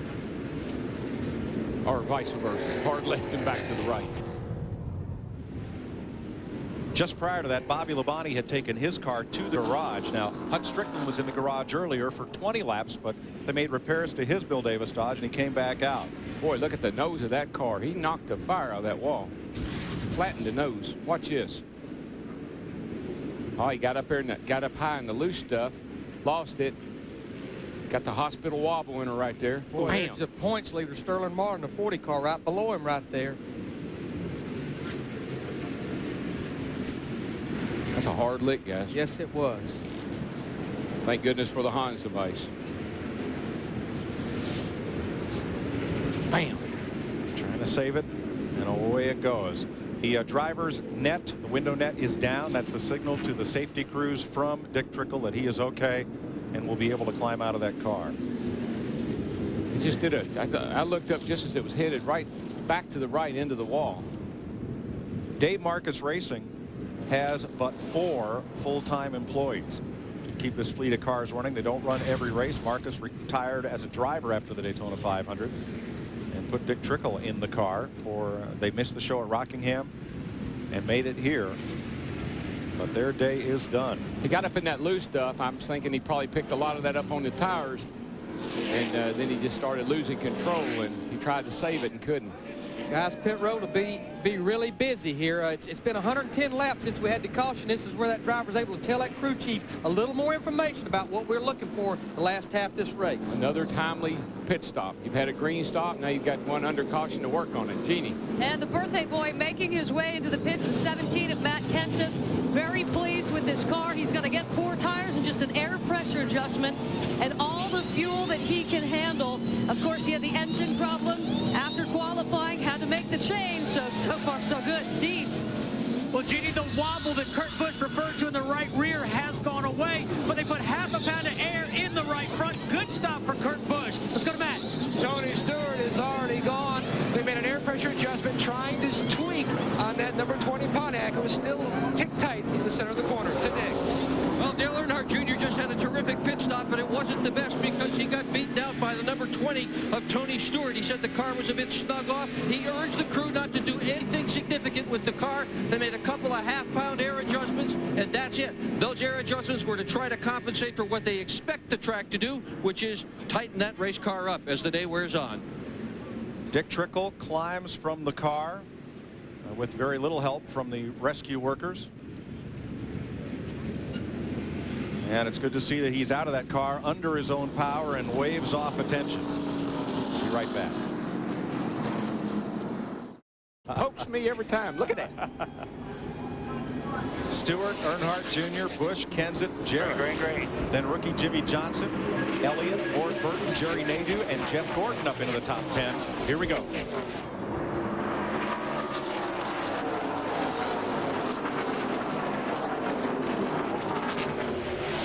Hut Strickland behind the wall for the second time today. Jeff Green has taken his car behind the wall. And prior to the caution, Bobby Hamilton scraped the wall up in turn 2 and had to make an unscheduled stop.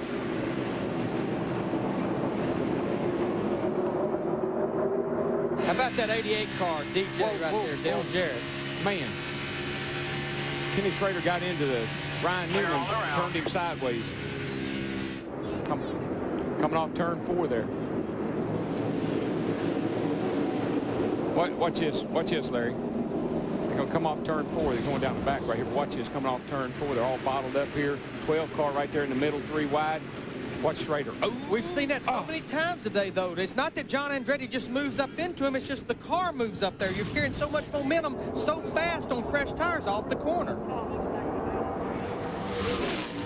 The report from Jeff Green's pit is that they broke a valve spring. That's one of the things Jeff Hammond showed us and talked to us about during our singular pre-race. Junior's got his hands full. Again, right now they're down on air pressure, trying to keep the pressure from building up so much, and the cars will be a little wiggly or loose on cold tires with the pressure's down. And you know, the crew just can't help but squeeze air out of those tires. They come in, they got such a huge amount of buildup in them that you're trying to really help the driver, but it sure makes it difficult early on in a run. For much of this race, we've had 2 rookies in the top 10. Right now, there's only one, Jimmy Johnson. And that number 48. That Lowe's car, he just keeps hanging out there in the top 10. He's all over the back of Dale Jarrett right now in that 88 car. And you know, Larry, I know this will never happen, but I wish they'd let them run bleeder valves in the tires. That way you would never have to adjust it. You would never have to start the air pressure too low. You wouldn't have to worry about it getting too high. It would eliminate a big problem.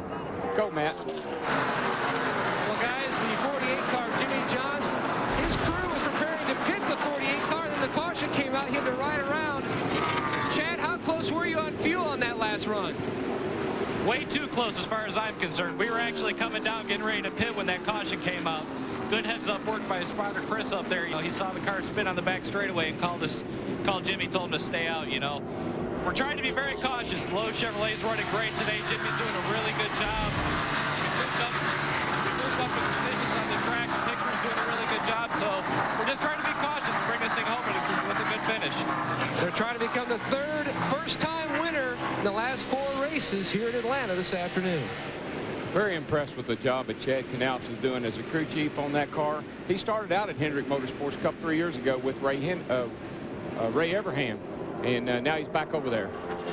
Junior still, I know their pressure should be built back up in that thing by now. He's still wrestling that race car. He's going to get behind on the steering here in a minute if he ain't careful. Right now he's on top of it. I don't know how long he can stay. And we're seeing something that we hadn't seen on fresh tires. Tony Stewart is running that high line early in a run now. Darrell, is this when, as a driver, you're saying, come to me, build up that pressure, make this thing right? Well, everybody's saying it. The crew chief, you're hollering at the crew. What'd you do to my tires? They're saying, just stay with it, stay with it. It's going to come to you. But it better come to me pretty quick or I'm going to wreck. I know, he's there. Man, look at Tony carry that thing into that turn. Holy cow. I think Earnhardt Jr. had enough of that thing running sideways. I mean, you saw on the Fox track there, over 10 miles an hour faster down there in the middle of the corner. See, it's finally dawned on him. I'm going to wreck this thing if I keep doing that. So he's going to back off and ride a little bit. Just look at the interval. Look how much ground he's losing. I mean, every foot there he's losing ground. But I'm telling you, when I say you're going to get behind on your steering, at some point in time you're going to realize that if I keep doing this, I am going to crash.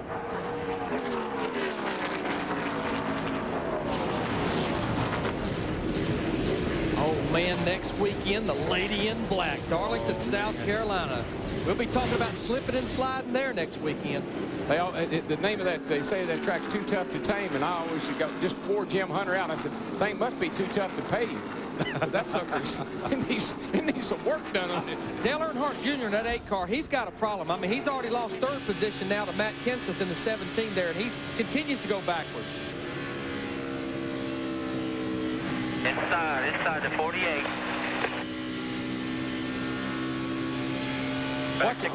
Watch his hands here, y'all. Let's see what it does going off in this corner. Bet he turns to the right somewhere along the way here. That's kind of neutral right there. He's not really pulling it to the left that far. He's just kind of neutral right there. Coming off the corner. He's okay there, but doesn't have that hand, and the hands need to be way over here. Well, look, he's got company. He's got Jimmy Johnson right alongside here. Dick Berger. See, look at him. That thing is nervous. Well, I just talked to Tony Eury Sr., and he said that Earnhardt Jr. doesn't like this set of tires. Remember, they made a couple of air pressure adjustments, and that was a bit of a gamble because the car had been perfect. So Junior fades to 5th into the clutches of Dale Jarrett. Inside 88, clear behind him. Man, Clear behind him. not Clear only about does- 15 back. Not only does he not like these tires, he hates these tires. He's wanting a caution right now. He wants to get the pit road under caution condition and get those 4 tires and find out what's going on. Now, you want to see a pro? Watch this veteran.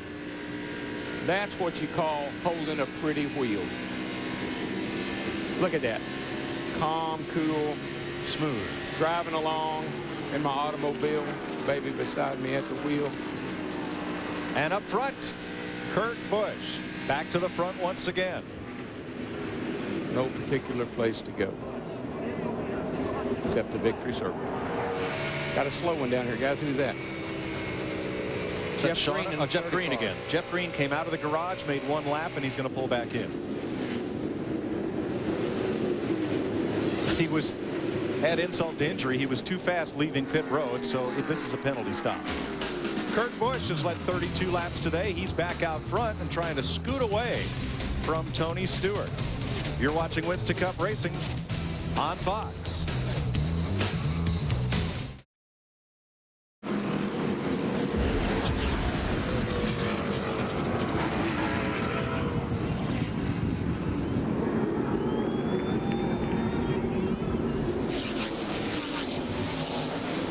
Green.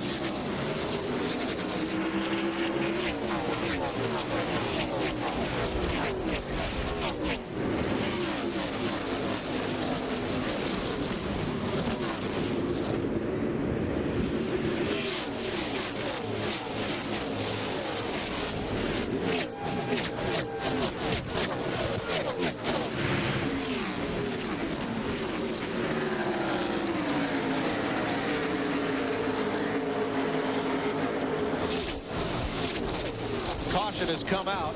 Matt Kenseth leads him to the flag. Tony Stewart had just taken 2nd, and there is debris on the racetrack up against the wall in the front straightaway. Man, there was so much stage drive blowing around. That was enough to cause me to want to caution. Darrell, the word is it's the side window, perhaps from Brett Bodine's car, but it's somebody's side window came out. And what that is, that's in the right side window opening. Just the left side's open, has a window net in it, but on the right side, on tracks 1.5 miles and bigger, they have to run that right side window. And what that's part of the package, when the car goes to spin out, it will keep the car from wanting to take off like an airplane. Well, it could be one of 2 things. He could have got it up against the wall and bent the right side, or all that turbulence. Remember, we saw that turbulence inside of Tony's car? Right. That can pop that thing out of there if it's not in properly. As you saw Brett Bodine's car, good to see Bob Brooks and the Hooters folks back in racing. This is a 1-race deal for Brett Bodine, but there is the possibility of a longer association and perhaps even running another car for Kirk Shelmerdine at some races, as well as Brett Bodine. There you see Brett Bodine in 11 is missing the right side window. They have to put a window in there. You see they had a window to put back in it. You cannot run without that window. Hammond would have never done that. He doesn't do windows, so I'd have had a problem. Brett is away, and we're under caution with 109 laps to go. Newman put two rookies in the top 10. You see the speed build on Matt Kenseth's car. Here's the green, punches his foot, and watch that meter go. Climbs in a hurry, 60 miles an hour coming to the green. That's what the pace car brings them down to it. And 500-mile race here, I think it really complements a veteran, because you got to be there at the finish. Already in the middle of turn 1 and 2, 165 miles an hour, over 170 off turn 2. Bobby Labonte is back in the race after spending time in the garage as Kenseth brings them around. A young driver, he might use all of his stuff up early in the race. The older guys, they know to save a little bit for these 500-milers. Let's go to the leader's pit. Jeannie? And guys, just before the caution, Robbie Reiser, Kenseth crew chief, said look out the car and make sure that wasn't us, the reason for the caution. But you guys really have just been blessed this day after changing the engine on a Friday. Did you know it was going to run this well? Well, it ran real well in Happy Hour yesterday, and we were pretty happy with the car, and we put it away early just trying to save the engine. This is this one motor rule is tough on his motors, especially here, so trying to save everything we got. All right, and Jeff was just touching on moments ago. Going to split the difference, just one more stop, correct? Yeah, pretty much. We'll just split the difference if it goes green to the end, try to keep the best tires on it here. All right, Mike Joy. Thanks, Jeannie. You watch from Tony Stewart, the second place car, 3/10 behind Matt Kenseth. 3/10 up on Kurt Busch. Is that tire debris or is it fluid? No, it's just debris. A lot of rubber. It's getting later and later in the day. It's right out next to that wall. It gets a lot of buildup out there. Sand, rubber, trash.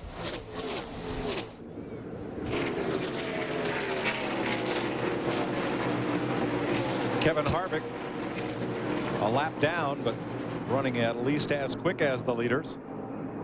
Clear high right if you need behind it. Clear him. high if you need it. Battle for position. Boy, Harvick got loose off turn 2 right there. Look at this battle, 3 wide. Sterling Marlin, Kyle Petty, Mike Skinner in the 4.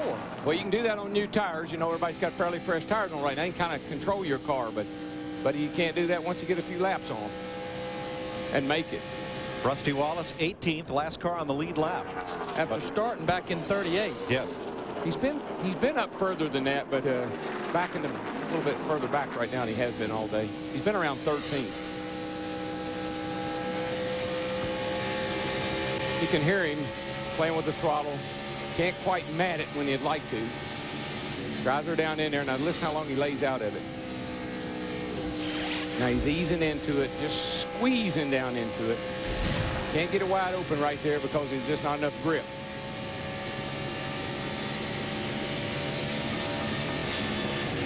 Rusty, almost 9,000 down that front straightaway, 190 miles an hour. Side, clear. Now, Larry, as you know, as we go into the latter part of the race here, going into turn 1, you're going to be looking right into that sun. The one advantage that guys have today over what we had a few years ago is they got tear-offs on their windshield, so they can keep a pretty good view there, but it gets difficult running through those shadows into turn 1. Well, you have trash getting on there. You have the sun. They start getting sand blasted, and yeah, with a 1 o'clock Eastern Standard Time start, about 4 o'clock this afternoon, it gets pretty bad. Mark Martin, you see right side of your screen, was coming into play as the lead changes. Tony Stewart back up front.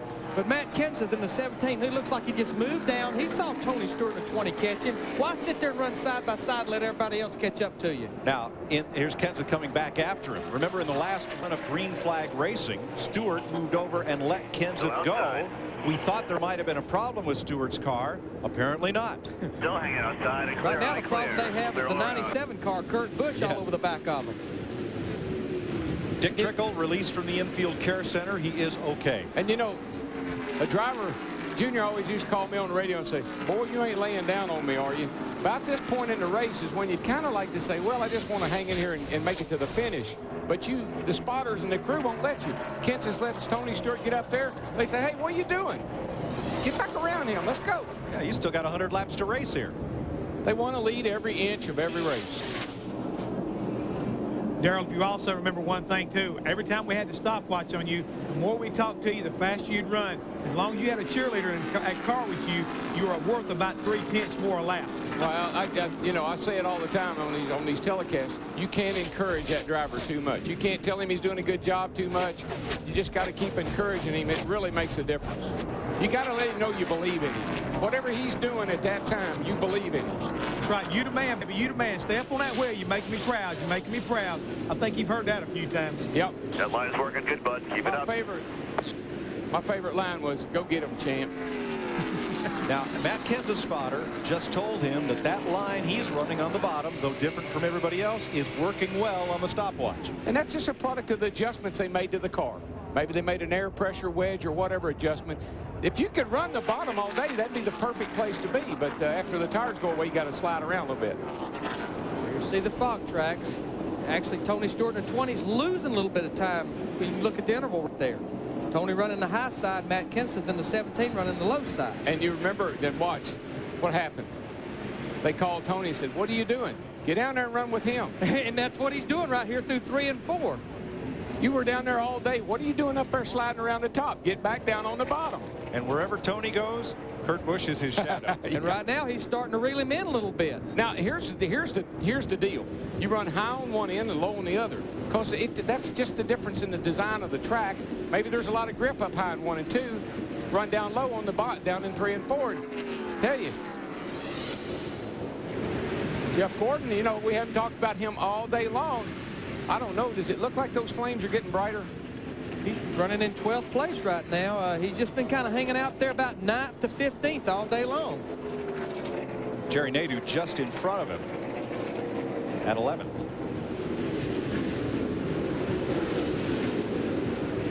So Nadeau 11th, Gordon 12th, and they're about 6 seconds off the lead. Matt Yoakum, what's going on with that 24 car? Well, Larry Mack, they've been running in the team pretty much all day. Like you mentioned, currently in the 12th position.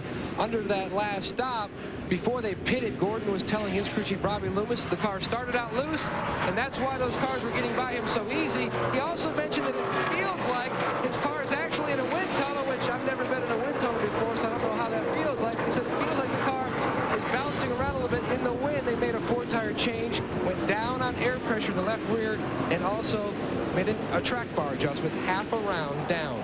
Now, if Hammond was down there in Jeffy Lube, he could show us his shock absorbers. And what that probably is that low-speed control in the shock absorber. Let that car maybe vibrate a little bit when it's got wind blowing on it. And this track has a lot of bumps anyhow, so the car don't get that good of a ride. You throw the wind into it, it even makes it worse. For the lead, 3 of them packed together pretty tightly.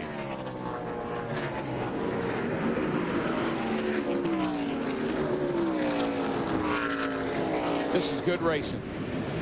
I just know that Tony Stewart, I just keep worrying about 97 running into the back of Tony. He runs so close to him that if Tony slips or if Tony happens not to get back in the throttle when he expects him to, I think if I was Tony, I'd do exactly what he's doing right there. Let him slide right in front of him. There you go. Yeah, look who's coming right there. The 4th place car, rookie Jimmy Johnson, is that's incredible. Coming right up on him. And he's got a fast hot rod. Let me tell you, he's as quick as anybody, maybe quicker.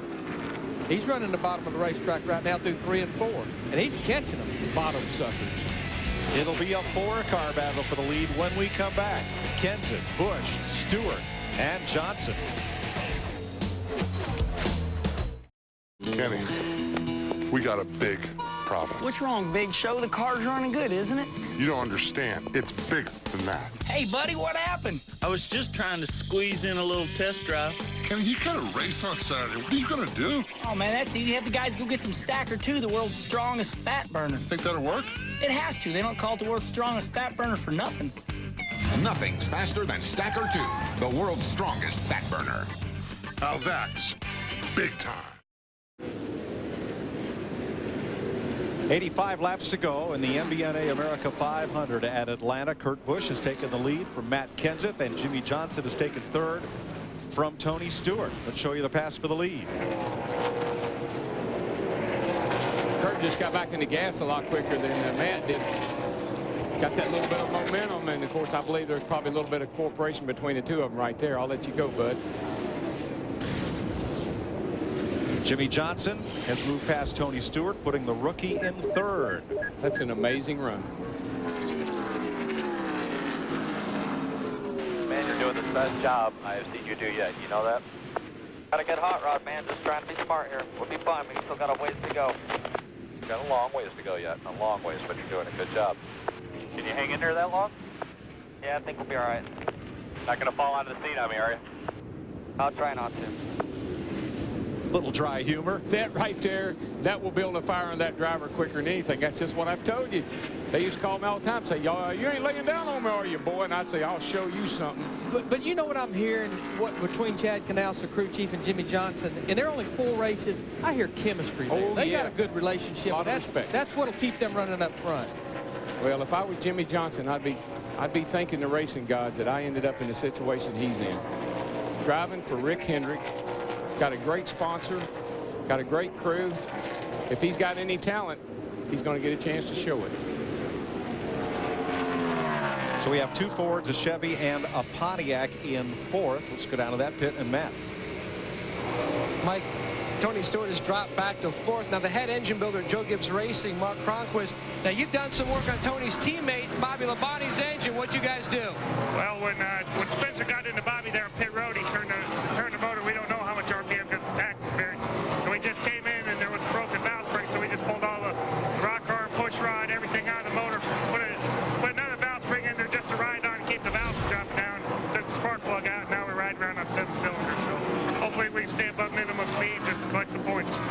Shaved last year, but it was a different problem with the valve spring last year. Yeah, we had a manufacturing problem last year, but this time here it was due to that accident on pit road. He's back out there, Dick Berggren, searching for points. Well, Dale Earnhardt Jr. is searching for points, too. He's also searching for the lead. He came out of that last round of pit stops running in 10th spot. He's worked his way up to 5th. This set of tires is very much to his liking. Not too many laps ago, he came on the radio and said, nobody can touch us. His lap times are not at all dissimilar to what we're seeing the leader put down. Jimmy Johnson and Matt Kenseth for 2nd. 48 car just steadily on the march. You've got a driver in his 2nd season in the lead. You've got a rookie driver in 2nd. Talk about young guns. Wow. This is I can't tell you how tough. This is the toughest race we've run so far this year. 500 miles on this bowl. You don't have a lot of straightaway here. Not a lot of time to rest. You're in a turn all the time, pulling a lot of G's. Even though you lose grip, still a hard day's work. And, of course, the thing we've only had 4 cautions, Jeff, and that don't give anybody time to rest on anything, not a driver or the crew chief or the crew. No, you're exactly right, Larry. And that's one of the biggest things is when you get into it's early in the season. I know that Darrell doesn't like all this working out things, but if you've got drivers not in good shape, he could fall out of the seat here today. Let's go to the leader's pit, Steve Burns. Mike with Jimmy Fennick. Jimmy, you guys seem better on long runs. Tell us about your strategy for the end of the race. Well, we got to make another pit stop, but right now the long runs are playing in our hand. Let's hopefully this thing can go green the rest of the way, but otherwise that Rubbermaid Ford Taurus is doing good, and Kurt, he's doing an awesome job. All right, thanks, Jimmy. And remember, guys, Kurt Busch didn't even qualify for this race in November. And yet here he is leading it. You saw Tony Stewart just take over 3rd from Matt Kenseth. You know what I like about that? He doesn't have any bad habits. The habits he's got right now are the ones I'd want to have. Right. Out front and pulling away. They came down here and tested a couple of weeks ago, and all they worked on for 2 days was long race runs. It's paying off right now. Sure is. 30 lead changes among 7 drivers. The record for this race, 33 lead changes way back in 1976.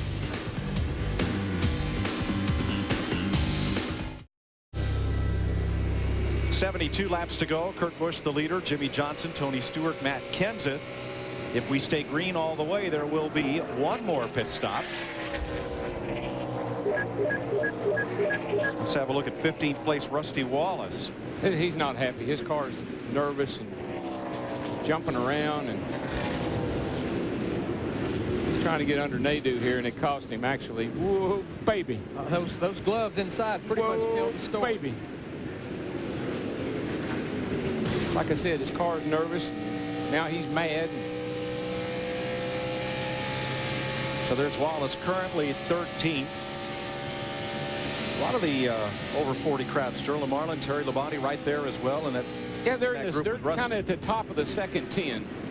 And our pole sitter, Bill Elliott, who has not led this race. Ryan Newman took the first lap from him and didn't look back. Elliott currently is in 18th. He's the last car on the lead lap back there with Kyle Petty and Ricky Rudd. Dick Berggren? Bill's had a couple of problems, one right after another, Mike. The first problem was that he lost a wheel weight.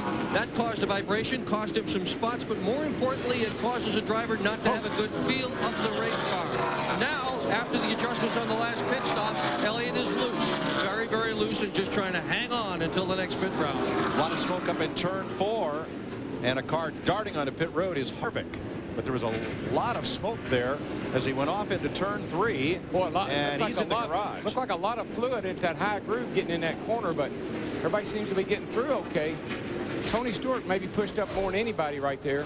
Darryl, we've talked about it a lot today. We're in that last 100 miles. There's the 22 and the 32. There's fluid in that turn, guys. 22 almost hit the wall.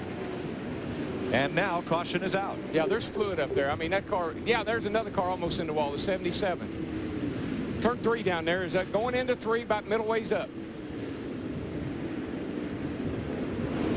I saw a lot of fluid come out of his car, and I'm thinking there's probably quite a bit of fluid in that turn. Damage to the right side of John Andretti's car. He may have gotten a bit of the wall up there, Darryl. I don't know if he had that previously on the right side.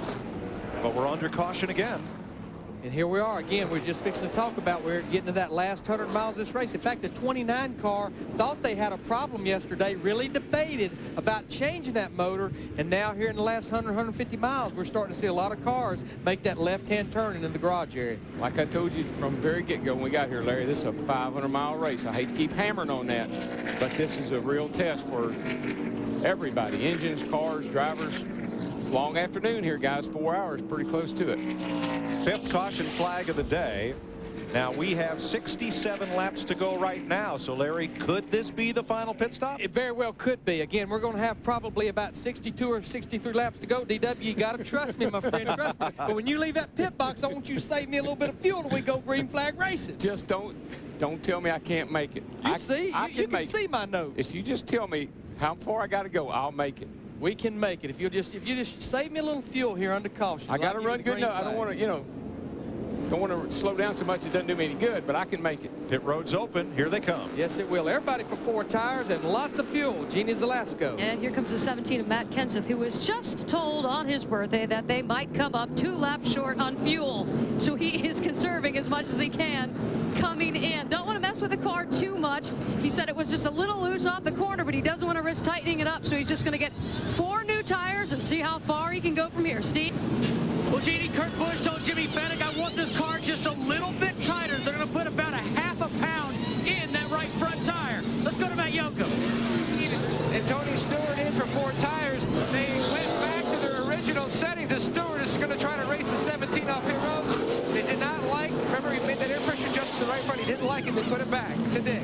Well, Earnhardt Jr. just got beaten off pit road again. No real problem with the stop. They just plain got beat. They've been having good stops all day. It's just that other people have been a little faster. Other people being Matt Kenseth and there, Newman and Earnhardt Jr. discuss who got out of the pits first. Just having a slight disagreement. I think Ryan wanted to be in front, and I think Dale Jr. is saying, now what's that all about, rookie? And if they stay side by side, the NASCAR officials will review the line at the exit of the pits and put them in the proper order. And they may review the passing procedure. They have a camera down there, and they may still, they're not done talking yet, guys. It's called the car talk here. Push me, yeah, well, push me again. Look at that, got a Goodyear right on the door right there. Little donut as they came off the pit lane. Cosmetic damage. End of the day, getting close to the end. Tempers get a little short, guys get a little tired. Let's see what happened down here, Larry. Here they come. Junior just runs right him up and says, hey. He just didn't like him running him up the racetrack like that. And at the line, exiting the pits, Kenseth beating Tony Stewart. Yada, yada, yada. Jimmy Johnson, the 48. Kurt Busch in the 97. Should be coming here this time. Here they come. Here they come. DJ, Craven, Ward Burton, and Junior. Dale Earnhardt Jr. Yeah. Well, turn that cap around. The camera tells the tale. 260 laps are complete.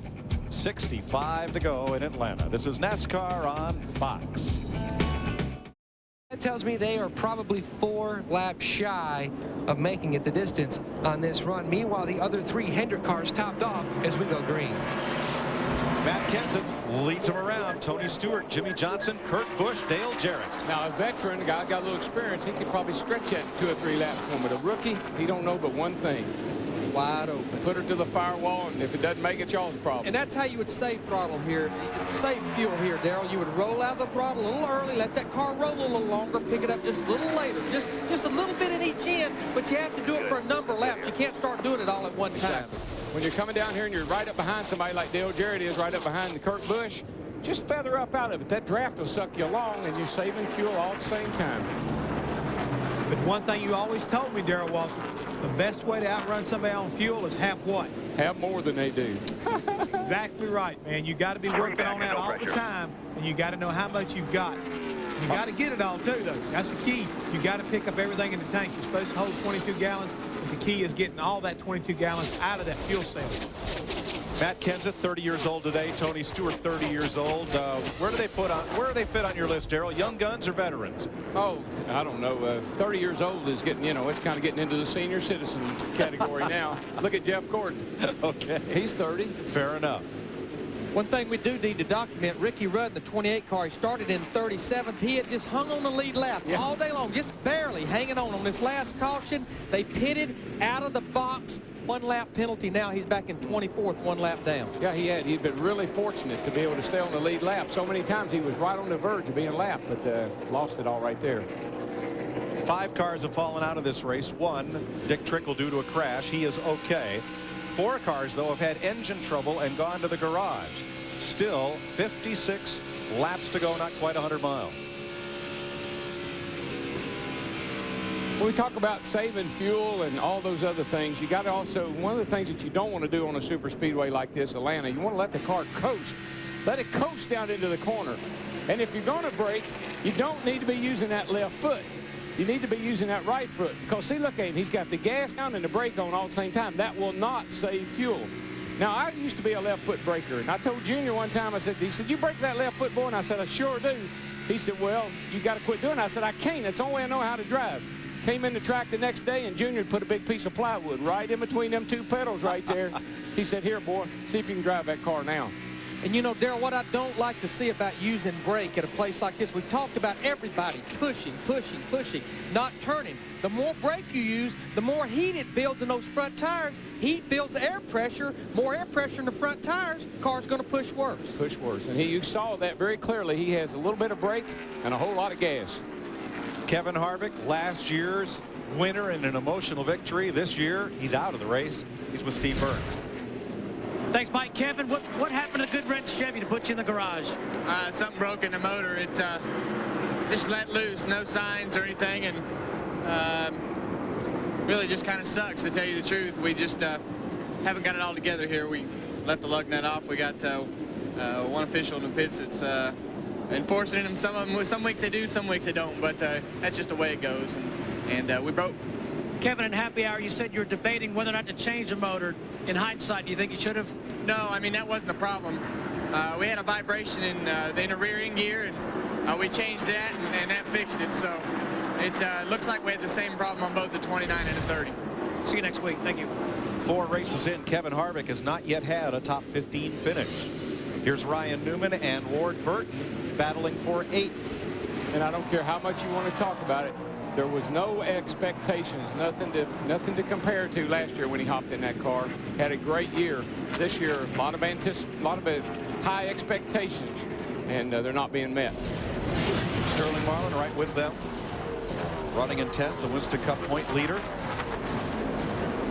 And that's just pressure, Mike. That's the pressure you feel trying to fill some big shoes and keep it going.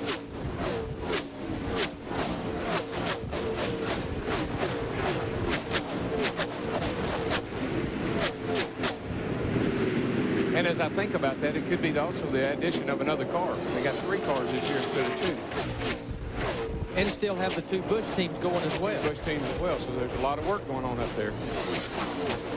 Fuel may become an issue. If we stay green, some teams are going to be very close to running out of gas. Matt?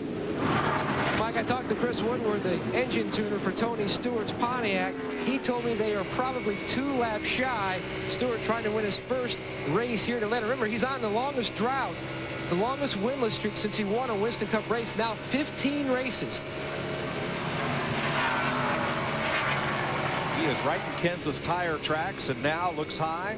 Jack Roush, Robbie Reiser, they're burning up that calculator, Larry. And you have to figure so many things into it. If all of a sudden on this run right here, your driver comes on the radio and he says my car's pushing, then it's going to be use more fuel with it pushing. Yeah, they don't need to do all that. Just listen to Larry. He's got this all figured out. He figures it from the get-go. Yeah, but look at Tony Stewart. He's not saving gas. No, he knows he can make it. Zoom right to the front. And if you're short, you're short. There's no sense in conserving. You know you're going to have to come to pit road.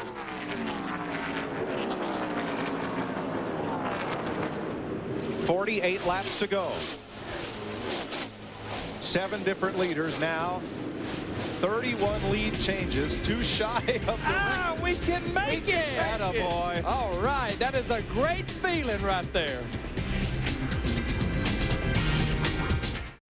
A real loser comes in 3rd and goes out 12th. So both the Roush cars losing on that pit stop. Not too good. Ward Burton, Daytona 500 winner, has clear sailing ahead as they get the green. Tony Stewart, Terry Labonte, Earnhardt Jr., Jimmy Johnson, Ricky Craven, Ryan Newman, and point leader Sterling Marlin.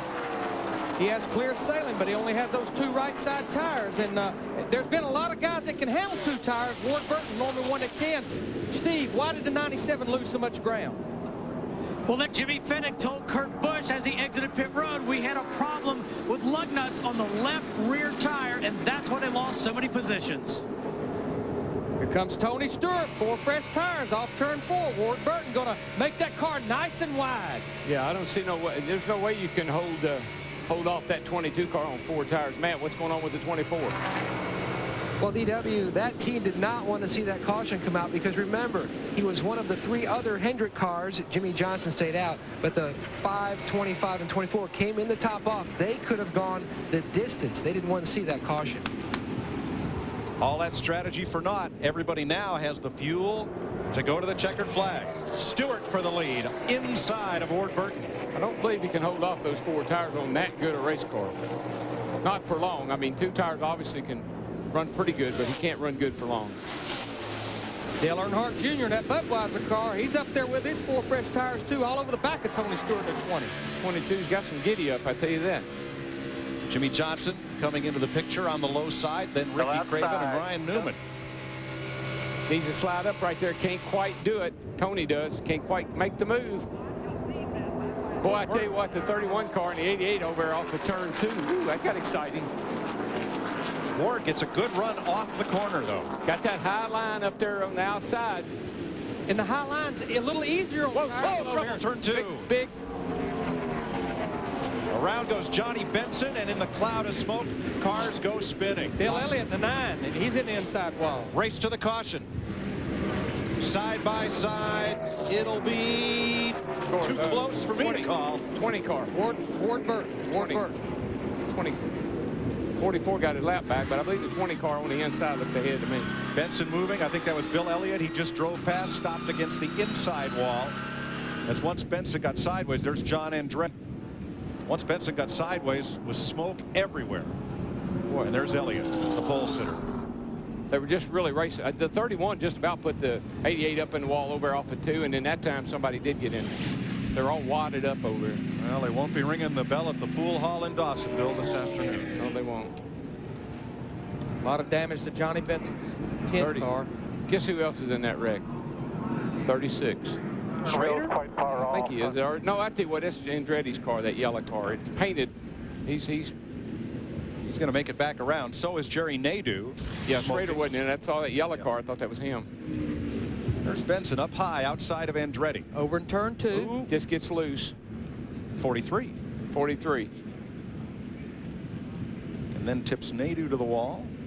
Bill must be coming along here in the smoke. Can't see. There he is. Just flashing past on the outside. Yeah. Back to the inside. Jerry Nadeau, he got up against the wall enough to get the quarter panel down on the tire. Oh, he got into the wall hard. Nadeau did.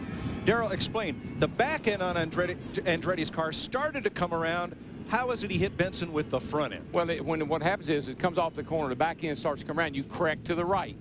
When the car straightens itself back up, you just no driver's quick enough to keep the car heading back to the left. Or back out to the right again. It just bobbles.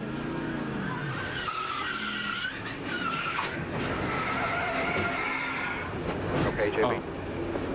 I'd hate that sound. That's not a good sound. I hate that sound. But the car snaps, Mike. The back end comes out, and you try to steer into it, and it comes back so quickly that it goes right back to the right.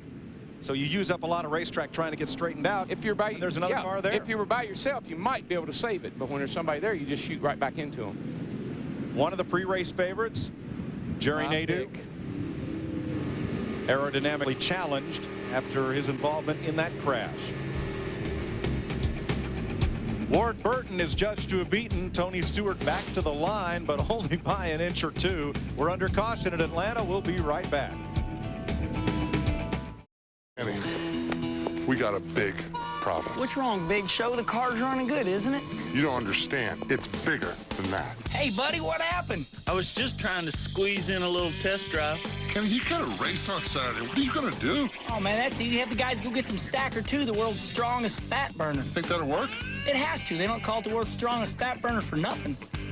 Nothing's faster than Stacker 2, the world's strongest fat burner. Now that's big time. The lead lap cars.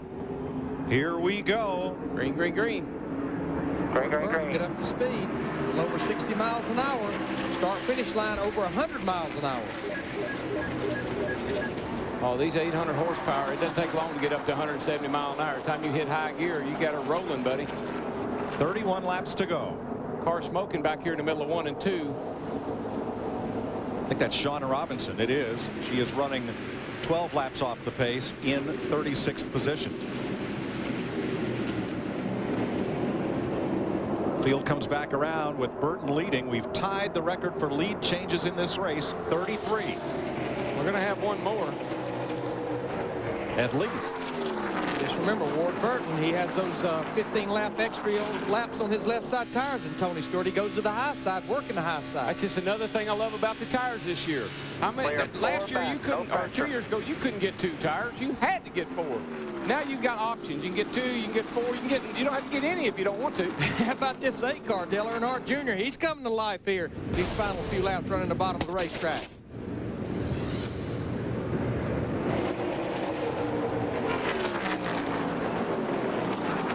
A 3-car breakaway. Jimmy Johnson 1 second back of the leaders in 4th. Ward Burton's been working the high side in 1 and 2 and go to the bottom in the turn 3 and 4. I saw another car get up there. I think it's a 97 car slid up in that outside wall off 2 over there. Boy, it's getting tough over there. Dale Jarrett got into the wall over there by the 31 car. I think it's wounded him. I think it's wounded the 97.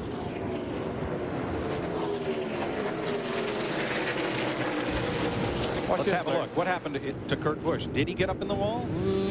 I don't know. Maybe. I don't know. That's Mighty okay. close. That's okay. Just has to gather it back up. Got to get all the stuff knocked off his tires, and he'll be all right. Bill Elliott's been released from the care center. He is okay after that wreck on the backstretch. John Andretti and Johnny Benson have stayed in the race.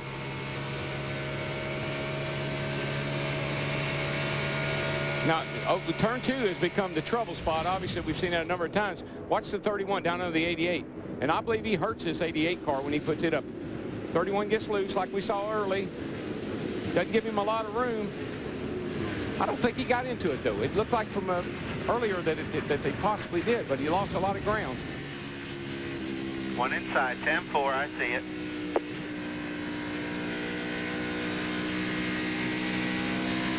Turn 2 gets really slick over there. As you later in the day it gets, just lose grip. Dale Jarrett now 13th. Has been up as high as 6th. But Darrell, if you get sent way up in that loose stuff, at this stage in the race, do your tires get a lot of junk on them and you lose grip for a lap or 2? Yeah, there's so much sand and dirt and rubber up there that you'll sometimes even think you got a flat tire. It takes several laps for you to get your confidence back. You know, guys, as I watch a 22 car, Ward Burton won the Daytona 500. I talked to Bill Davis Friday morning, and he said, Larry, you know, we never thought winning the Daytona 500 would make us so overconfident. He said, what we've had to do after the last 2 weeks at Rockingham, Las Vegas, is regroup and realize we can't win every race. We just need to be as consistent as we can, and the rest will fall into place. Well, falling into place right now. I tell you just set yourself up for a big disappointment. You win one race. Here we go. Get down there, Tony. Dig. Here he comes. He's down underneath him. But boy, I tell you, you lose so much speed when you come off the corner and can't make the pass. I believe he'll do it going down in turn 1, though. I think Ward will I think he'll let him go to some degree, because I think Ward knows he's got 4 tires. He just thinks that he better follow him. He'd be better off. And that sets a new record for the number of lead changes in this race at 34. Well, Ward's all over the back of him, though. I tell you, that old Dodge got some ponies under the hood. He ain't done yet. He's going to fight back. Still out there. Gonna make a race out of it. Larry, would you have thought 2 tires was able to pull that off? I never would have thought, but if we talked earlier, Ward Burton, he seems to be a type of driver that can really handle 2 right-side tires only. And we saw Dale Jr., he's right where he was last year in this race, right up there fighting for the lead with about 10 or 12 to go. He had a flat tire. Flat tires have plagued him a lot this year. We need to keep an eye on him. That Budweiser car, he got a run off turn 2 down the bottom of the racetrack. Ward Burton going to fight back on the top side, keep that momentum going. Oh, whoa, Junior. Boys, whoa. Oh, man, they touched. Ward did not want to give up that spot. Just run out of racetrack right there. Had to let him in or wreck. All right, Junior. You don't have to worry about fuel. You don't have to worry about anything. Just go on up there and take the lead. The GM cars thus far only 1 top 5 this season, and right now they're running 1st, 2nd, and 4th. 19 laps to go here in Atlanta, but tonight on Fox, strap in from start to finish with all new episodes of your Sunday favorites: Futurama, King of the Hill, The Simpsons, Malcolm in the Middle, and The X-Files. And right after Malcolm, don't miss the world premiere of the never-before-seen trailer for Star Wars Episode 2, Attack of the Clones. Start your engines tonight at 7, 6 Central, right here on Fox. Kind of quiet in the front, guys, but woohoo! Meanwhile, back here at the ranch, sitting on the front porch swinging with bands, I'm telling you, we got some action. 24 car, 40 car, 31 car. They're all right in there in a wad. Somebody told these boys there's less than 20 laps to go. Got anything left, you better use it. 24 is doing it. Yeah, Gordon's worked the low side really well and moved up through this pack. Remember, he took on 4 fresh tires right at the end of this caution period. I think it's paying off for him, because it's the best he's been all day, by all means. And imagine that, the end of the race, Jeff Gordon shows up. Yeah, if you're going to pick a time to be good, now is the time. He needs to start heating those flames up a little earlier. Ward Burton has surrendered 3rd to Jimmy Johnson, the rookie. And you got to give a good call to Rusty Wallace, guys. Look at here, he's up in 6th place, right there behind his old teammate. Started in provisional land, 38 for the 3rd time this year. I believe that's a 2-tire stop there at the end. I was going to mention that glare going down into turn 1 there. Now that's on the left-hand side of the windshield. You can see over here on the right or on the left side of where the driver looks out. That's the right side of the windshield. I'll get right here in a minute. That's because he got tear-offs on the left side for the driver to be able to see out of. But if he didn't, see what a mess he'd be in. I get all excited when I get down in them cars and start looking out the window. You'll see it here going into turn 1. Watch this. See, you can't see a thing right there for a minute. Now, he's not quite that bad off over there on the left side because they got those tear-offs. And just remember, that's at almost 190 miles an hour, that glare. Yeah, well, most of us just drive by feel. Just feel her down in there. Dale Earnhardt Jr., 0.3 of a second behind Tony Stewart. That's about, 6 or 7 car lengths. Dick Berggren. And Mike, the setup that they put underneath that number 8 car this morning was a setup designed specifically to avoid the car getting tight late in the race. They got tight here in the spring. They got tight here in the fall last year. The adjustments that they have made on pit stops were all to avoid getting tight. Guess what? Car's getting tight. The best laid plans. I don't think there's any way to stop that, Matt. Well, DW, before that restart, before Tony Stewart retook the lead, he'd already led 120 laps. Now, if you go back and look at his history, that's more than he's led in the first 10 races of his first 3 seasons, when he only led a total of 98 laps. They felt like Atlanta could have been his Achilles heel, so they came here and tested last fall. In fact, Scott Deal, the car chief, told me they made fuel runs just seeing what the car would do, doing a mock race so that they could try to adjust and get that car in, because they felt like they just couldn't close the deal. And today, Tony Stewart might just close the deal and win his first ever 500-mile race in his career. Yeah, he's inching away ever so slightly from Dale Jr. Meanwhile, we had teammates battling for 5th. Rusty Wallace in the 2 goes by teammate Ryan Newman in that 12 car. That was the 5th position. Tony Stewart looking for his first win on a super speedway, a track a mile or larger. It's November of 2000 at Homestead. More than a year. Boy, Matt Kenseth is fighting his way back in it. Such a bad pit stop. Lost all that track position, but he's inching his way back up toward the top 5. Sitting there right behind Rusty Wallace. 6th place.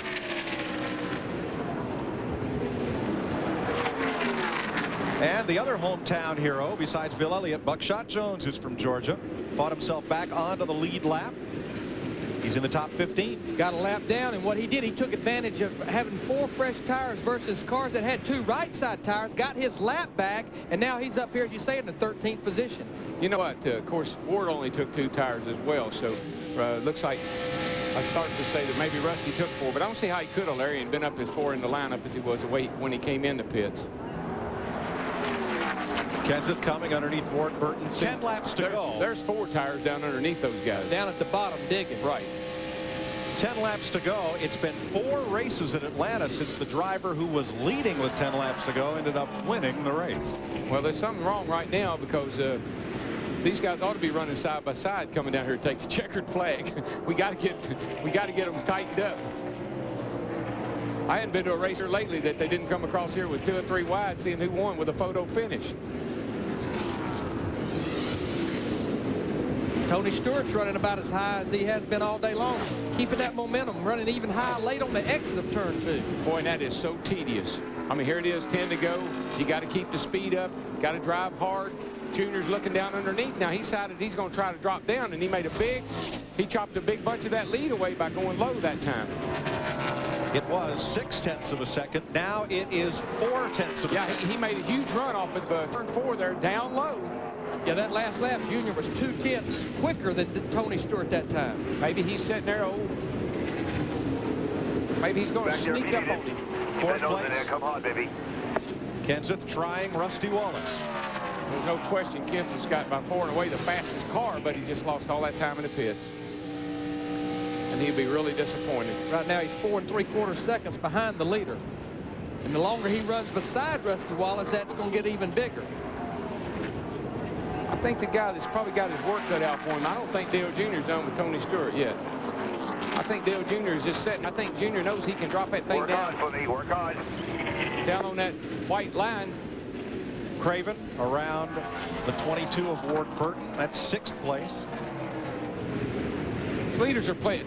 Tony and Dale Jr. playing cat and mouse right now. One time one's high, one time one's low. They're both searching, trying to be sure that they can protect the lead. And it's back up to 0.6 of a second. Tony dropped down in 3 and 4 that time like Dale Jr. did the time before. Spotter is probably telling him what's going on right behind him. Car owner Joe Gibbs pacing.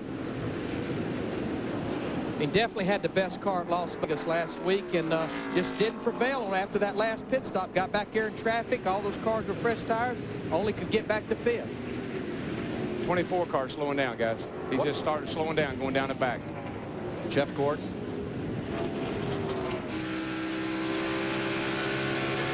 About to be passed by Jeremy Mayfield. He just started slowing, going down the back. He dropped down the inside. I'm sure it's a cylinder. No, it's not for position. Mayfield's a lap down. But Gordon falls to 11. 16 cars are on the lead lap with 5 to go. And Tony Stewart holding that margin, 0.6 of a second. Trouble, turn 2. 1 car around, down on the apron. Should not be a caution. Should not be a caution. It's Jerry Nadeau. The car's out of the way. There's nothing wrong. We stay green. We stay green.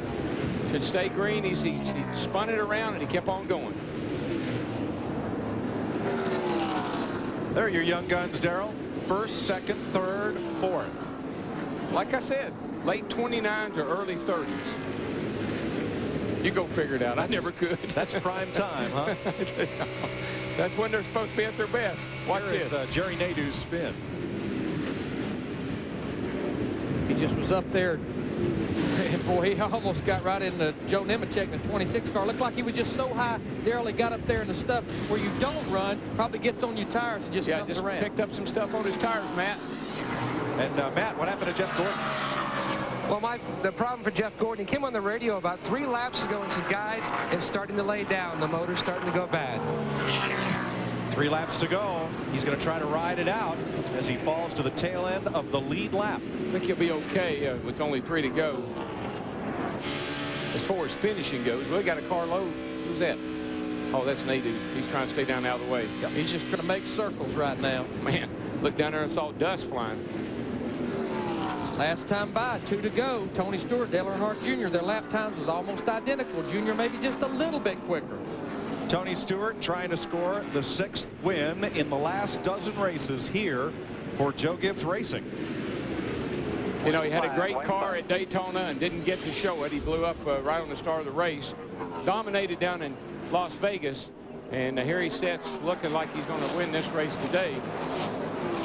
Although I got to tell you, I wouldn't. Dale Jr. is going to dive that thing to the bottom down here with maybe 1 or 2 to go and see if he can't close that gap. This is it. Final lap. Turn 4. Stewart the high line. Junior the low line is coming. Here he comes. He cuts the gap in half. But Tony Stewart scores his first super speedway win in over a year. Pretty dominant little performance there, Larry. Yes, it was. Dale Earnhardt Jr. for second. But how about that man that finishes third, Jimmy Johnson, in only his 7th Winston Cup start? It was a great run for him today. And Chad, he didn't fall out of the seat, bud. He stayed up on that wheel for you. Matt Kenseth from last on the restart to 4th. Ricky Craven. That shows you how fast that Kenseth was. My goodness, he restarted in about 17th or 18th place. Well, we didn't have a photo finish, but it's pretty exciting. Had an exciting race. I had a great race. Had a record number of lead changes. A team prayer at Joe Gibbs Racing, and let the celebration begin. Rusty Wallace 6th, Ward Burton, Mark Martin from Provisional Land, 2 of them. Sterling Marlin, the point leader, and rookie Ryan Newman, the outside pole sitter. Who came in here 2nd points, Ryan Newman. Kurt Busch held on for 11th. Good run for Buckshot Jones, 12th. Jarrett, Labonte, Petty, veterans. Jeff Gordon fading at the finish. Was the last car on the lead lap.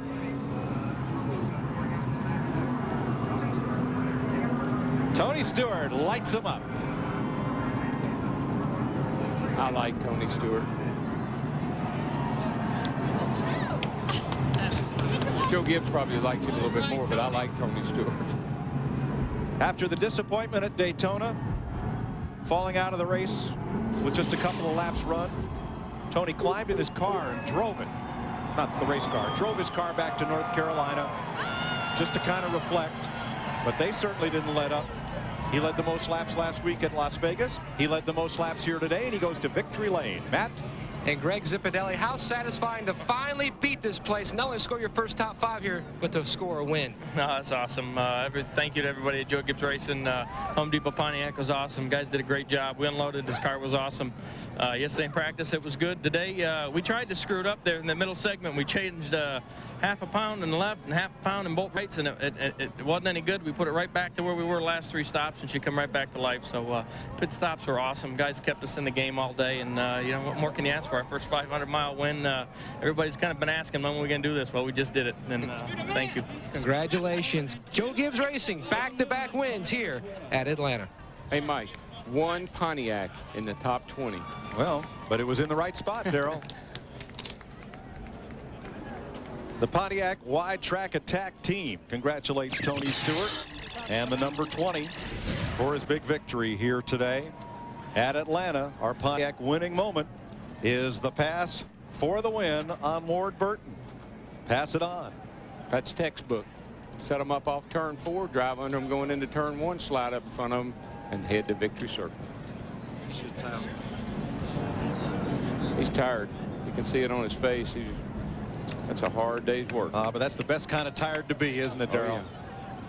Oh, yeah. Let me out of this thing. Just a moment. Here at the Atlanta Motor Speedway. All right. Steve Burns. All right, thanks, Mike. Tony Stewart's 13th career Winston Cup victory, his first at the Atlanta Motor Speedway. Tony, tell us about the keys to victory here at Atlanta.